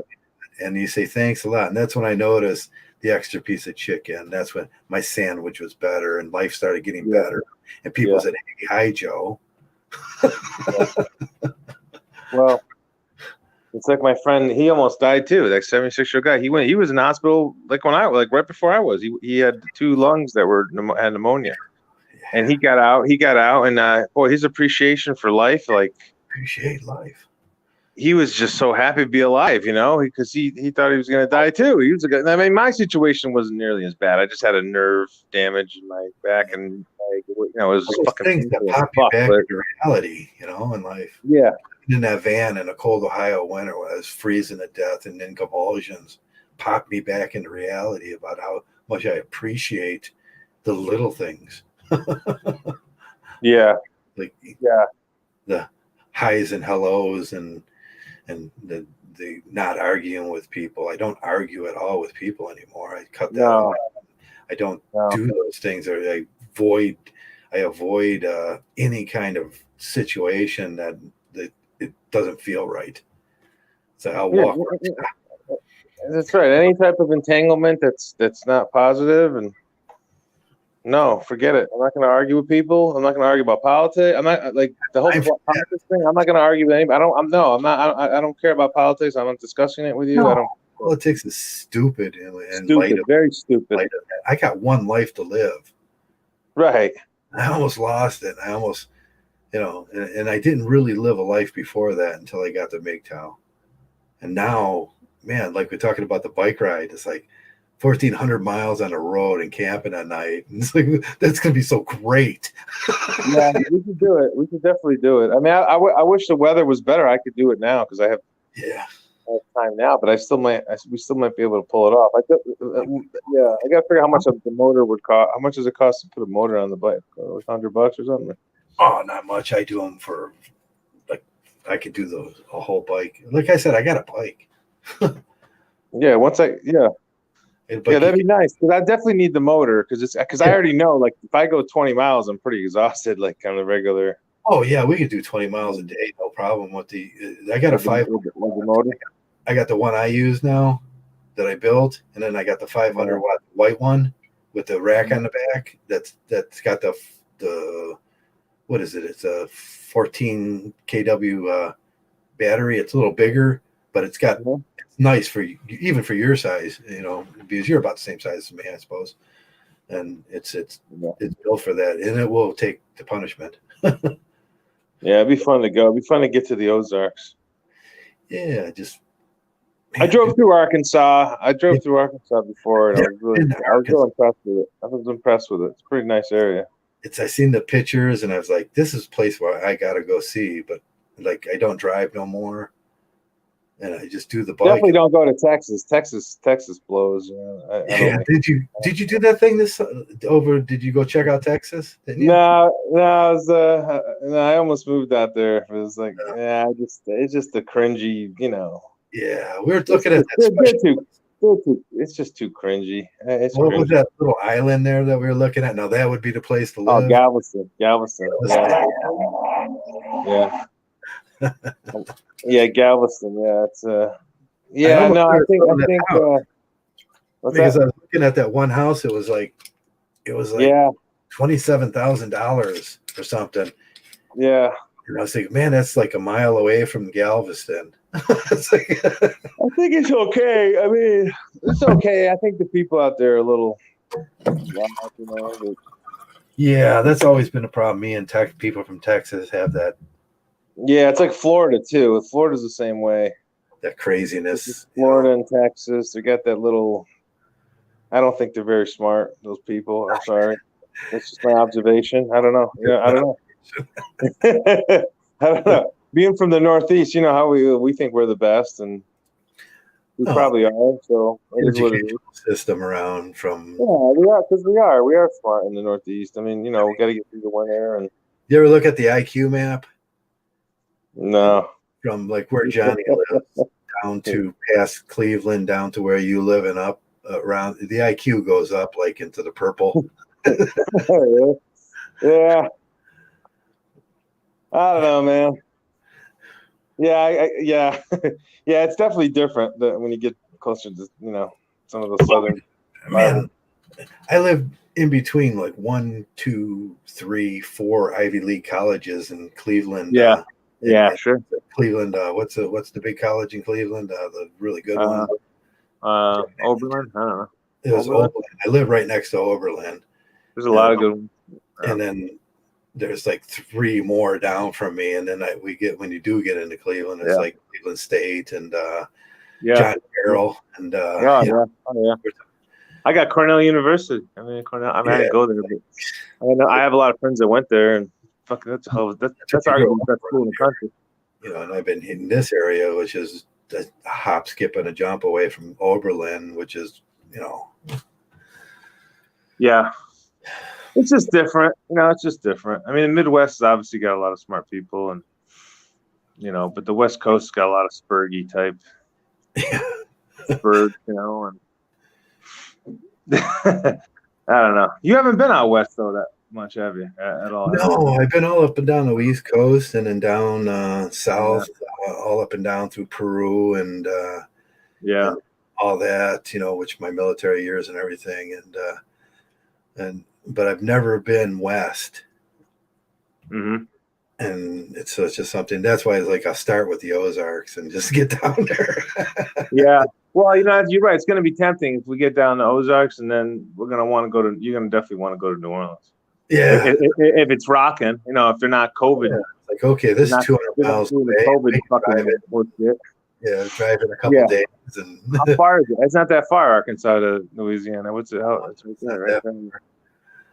It's like, we can just kind of swing around. And This is let these oil stocks go up, man. Yeah. I don't want to get greedy with it, but yeah, if I can make, you know, if I can make a, you know, a little score here on them, I'll just sell it, because I'm not stupid. Because you know what? That's the thing about stocks people don't get. It's like, yeah, you buy a stock at a good price, but you know what? There comes a point you got to fucking sell the damn thing and take some profit. You can't, you know, you don't have to sell all your position, but, you know, it's good to sell some of it to bank a little money and you know, and you know, if you want to do a vacation or, you know, or whatever, but, you know. With the oil stocks, you're not in the annuities. It's not annuities, but it's just an option. Yeah, options. Yeah, there's some kind of option in the oil stocks. I can't remember. Oh, yeah, I don't know. Yeah, they have a lot of different. There's a lot of ways to make money. Well, that's short term and high risk too. I can make so much money. Which one for what? The short term high risk inside the I can't remember which one it is. Where I'm going to make money each year each month as long as things go my way. But as soon as they stop, I end up paying. Well, there's always risk. You know, that's the thing. People are like, oh, I made all this money on Bitcoin. Okay, you're bragging about Bitcoin. You made money, but what about those other fucking stocks that you lost money on? You're not talking about those, are you? You keep your fucking mouth. Like, you know what I'm saying?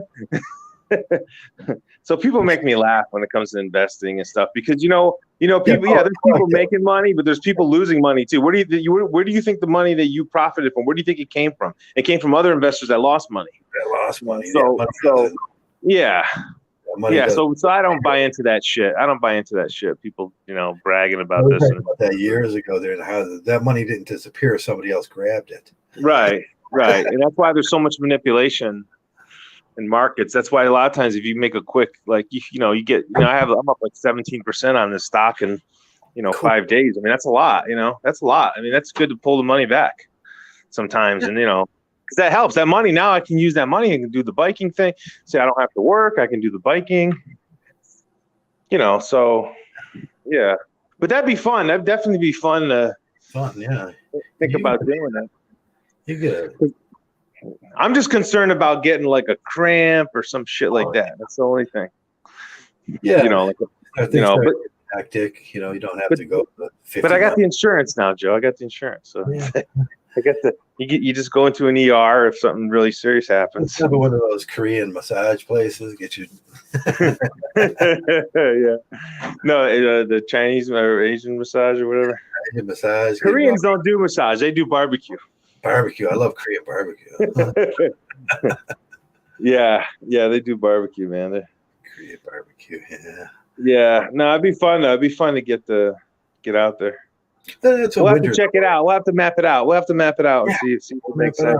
Winter, you know, you get out there in the winter and you pedal through that. This is a hard pedal in the winter. You start pedaling, you soon realize that it takes 3 times the effort to pedal. Yeah, it's not worth it. Yeah, it's not worth it then. When summer comes up, when the spring drops, it's like you're pedaling and you're like, this ain't, man, I could do this all day. Yeah. Yeah. That's the endurance training in the winter. That's why people go to like Russia and like the cold weather places to do their winter training. So when they get down into the summer, it's like, oh shoot, this is nothing now. But that's your dream, is to go to the Ozarks. That's kind of one of your things. Yeah, I just wanted to start there, see if I could do it, 1,400 miles, and then I'll be like, I did that, and then like, okay, now I'm going to plan the next one. Yeah, 50 miles a day. I mean, 28 days right there. But I mean, I'm not going to do the Great Divide, you know, the 2,000-mile Great Divide, but it's like I can do my thing. Yeah, well, that's the key, is that motor. I think is the you can get a 350-watt motor on the back of your Specialized. That would be a beautiful thing. Now, do you have to change tires and all that kind of shit, or how does that work? You keep the same tires, and you just got to change spokes and then wire it up. A motor costs $100 and a half. Batteries like $100 and a half. All in all, you'll have like $400 into it. Totally worth it. Oh, totally worth it too, because once you feel that PAS system pick up, you're like, oh man, it makes pedaling such a joy. I love it. The exercise is unbelievable. Yeah, and you're exercising, plus it's assisting you. You're not getting too tired, so you can go. Like, man, I drive the closest Walmart's 15 miles away. And I drive you take regular trips there? Yeah, but you're not worried about your bike getting stolen or anything like that? No, round trip in 2.5 hours, I'm home, and it feels like nothing. See, I'm paranoid now because I got my bike stolen. I worry about, I'm going to do, before I take off on a trip, I'm going to go with that cush cores in the tires. Yeah. And then the cush core, I'm definitely going to do the cush core. What's another option is because I got the bike rack. You could fit 2 bikes on it, and we could just drive. We could just drive to state parks until we get to those. Like drive to different state park like every day, and then just do the state park. And we could do it that way too. That might take a lot of less stress off of the trip. And then here's a good part. This looks like do it that way. Then we could just drive to New Orleans and this looks like a good place. Yeah, we could do it that way too, Joe. We don't have to ride the bikes. We can just get in my car and do it that way. At my age, to do something like that, it would be a real accomplishment, I think. And it would be Oh, you're talking about not doing it with the car? Yeah, pride myself on something. And I think I can follow you then. I can follow you in the car. You can follow in the car. Do it that way. I guess for me, it was almost like the hospitalization thing was like such a traumatic event for me. I'm kind of like afraid to not that I'm afraid, but I'm just kind of cautious about stuff like that. Man, I worry about falling all the time. Like I say, my shoulders. Yeah. But I fell 4 times this year. Yeah. It wasn't that bad, but I worry about that, that traumatic one where I smashed my face on the tree. Maybe we'll do it that way. Maybe I'll just drive and I'll bring my bike with me, of course, and then I'll just kind of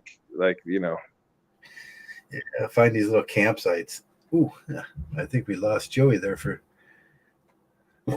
Yeah, I mean,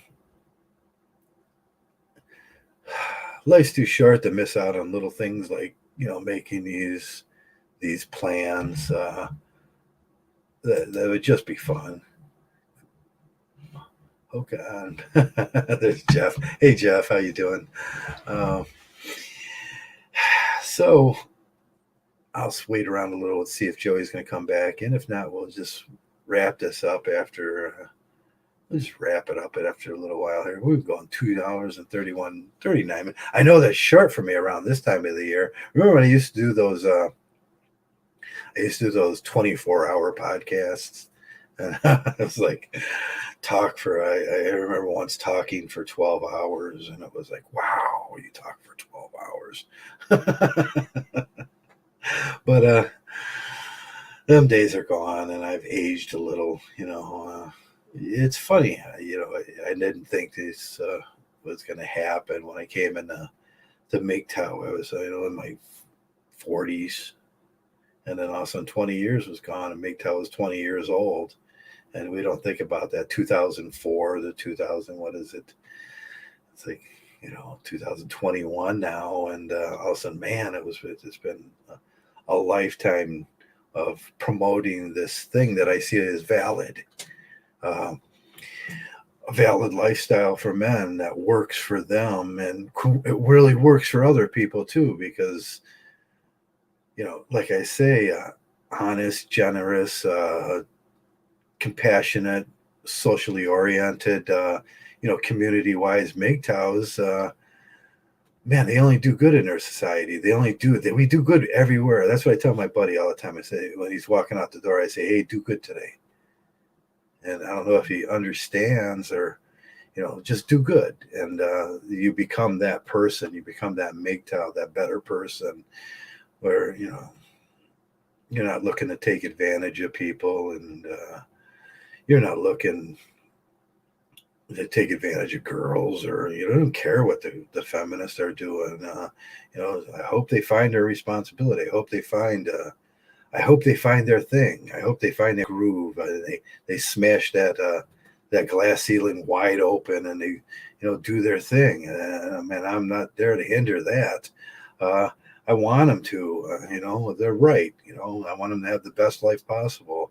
But with that becomes responsibility, where I'm not your caretaker, like Joey says. Like, you're not a dependent of mine anymore, and don't rely on that, because I want to have the best life I can have too. And that's what I don't think feminism understands, that I want to have the best life I can have. And I don't need a dependent that wants to take advantage of me. And that's about it. And I think I'm going to get ready to wrap this up. Jerry's Claire goes, Mgtow. Laz not impressed. How dare you go live?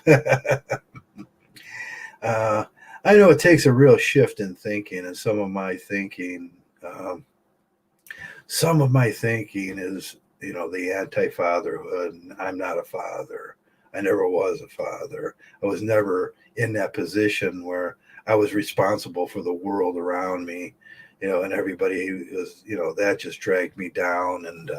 And like Joey said, I don't need dependents now. I need people that are responsible around me. I need people that think right around me. At this age too, I can get hurt if I don't. People take advantage of me, and I could get hurt. I have to spot those things. And that's what Mig does about reducing the risk in your life, where you could still take risk, like do a gap once in a while, get it in the air, be aggressive, be confident, have a little ego, think you're the best thing in the whole world, but remove the risk, and you'll do good in life. You'll do good. And that's all I wanted to say. And I'll tell you what, I'm going to close this up. And like always, I want to thank everybody that came in and around today. I know I haven't been here in Mgtow, but I bought a new hat, and I got a new look, and I'm going to rebrand myself and try to be that Mgtow everybody. And in this new 2021, I think we got to get Mgtow going, and we got to get back to where we were, where there's 2 million of us, not 30,000, 40,000 of us, and we got to get back in the understanding of what we're about. We're not.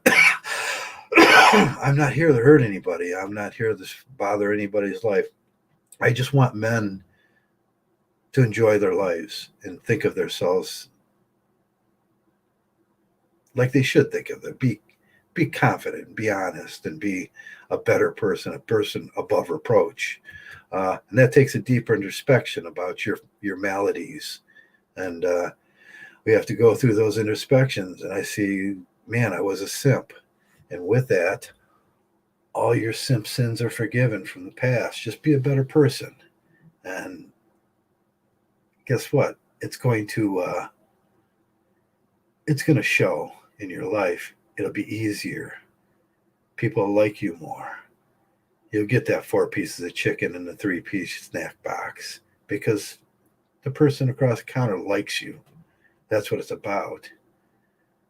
That sandwich girl. Sandwich girl makes me a great sandwich because I don't bother her.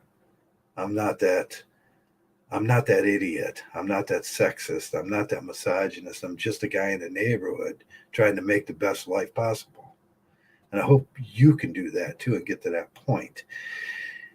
And you can get that point with the Mgtow, or you can self-sabotage your life with the PUA or the incel and the TFL and the college frat boy garbage that's going to lead you down a path that you don't want to go. Just have respect for yourself and others, and be a good Mgtow. Do good. That's all you got to do. Walk out in the morning. I got a big sign on the back of my door that says, Joe, do good and unfuck yourself. And that's all you got to do is unfuck yourself and be good. Do good. Have confidence. And that's going to be hard to release all them things that people have been telling you for years and years and years. All that finalized fiction stuff that you're going to get this and you're going to get here and this is what life's going to be. And they get married and be humble. No, you want to be confident, and you want to take care of yourself, and you don't want to be bound to someone that's going to drag you down. That's what life's about. Thanks a lot, each and one of you, for coming around and being Mgtow. Even after, I didn't do a video for 6 months, and I come around and there's still Mgtows, and that's great. I thought Mgtow was going to crumble, and it did when I wasn't around. And see, that's me being confident. All of Mgtow surrounds around me. That's what you got to think, But I'm back. I got a new hat. I got a new brand. And I hope you're all doing well, because I'm feeling good now again. Healing.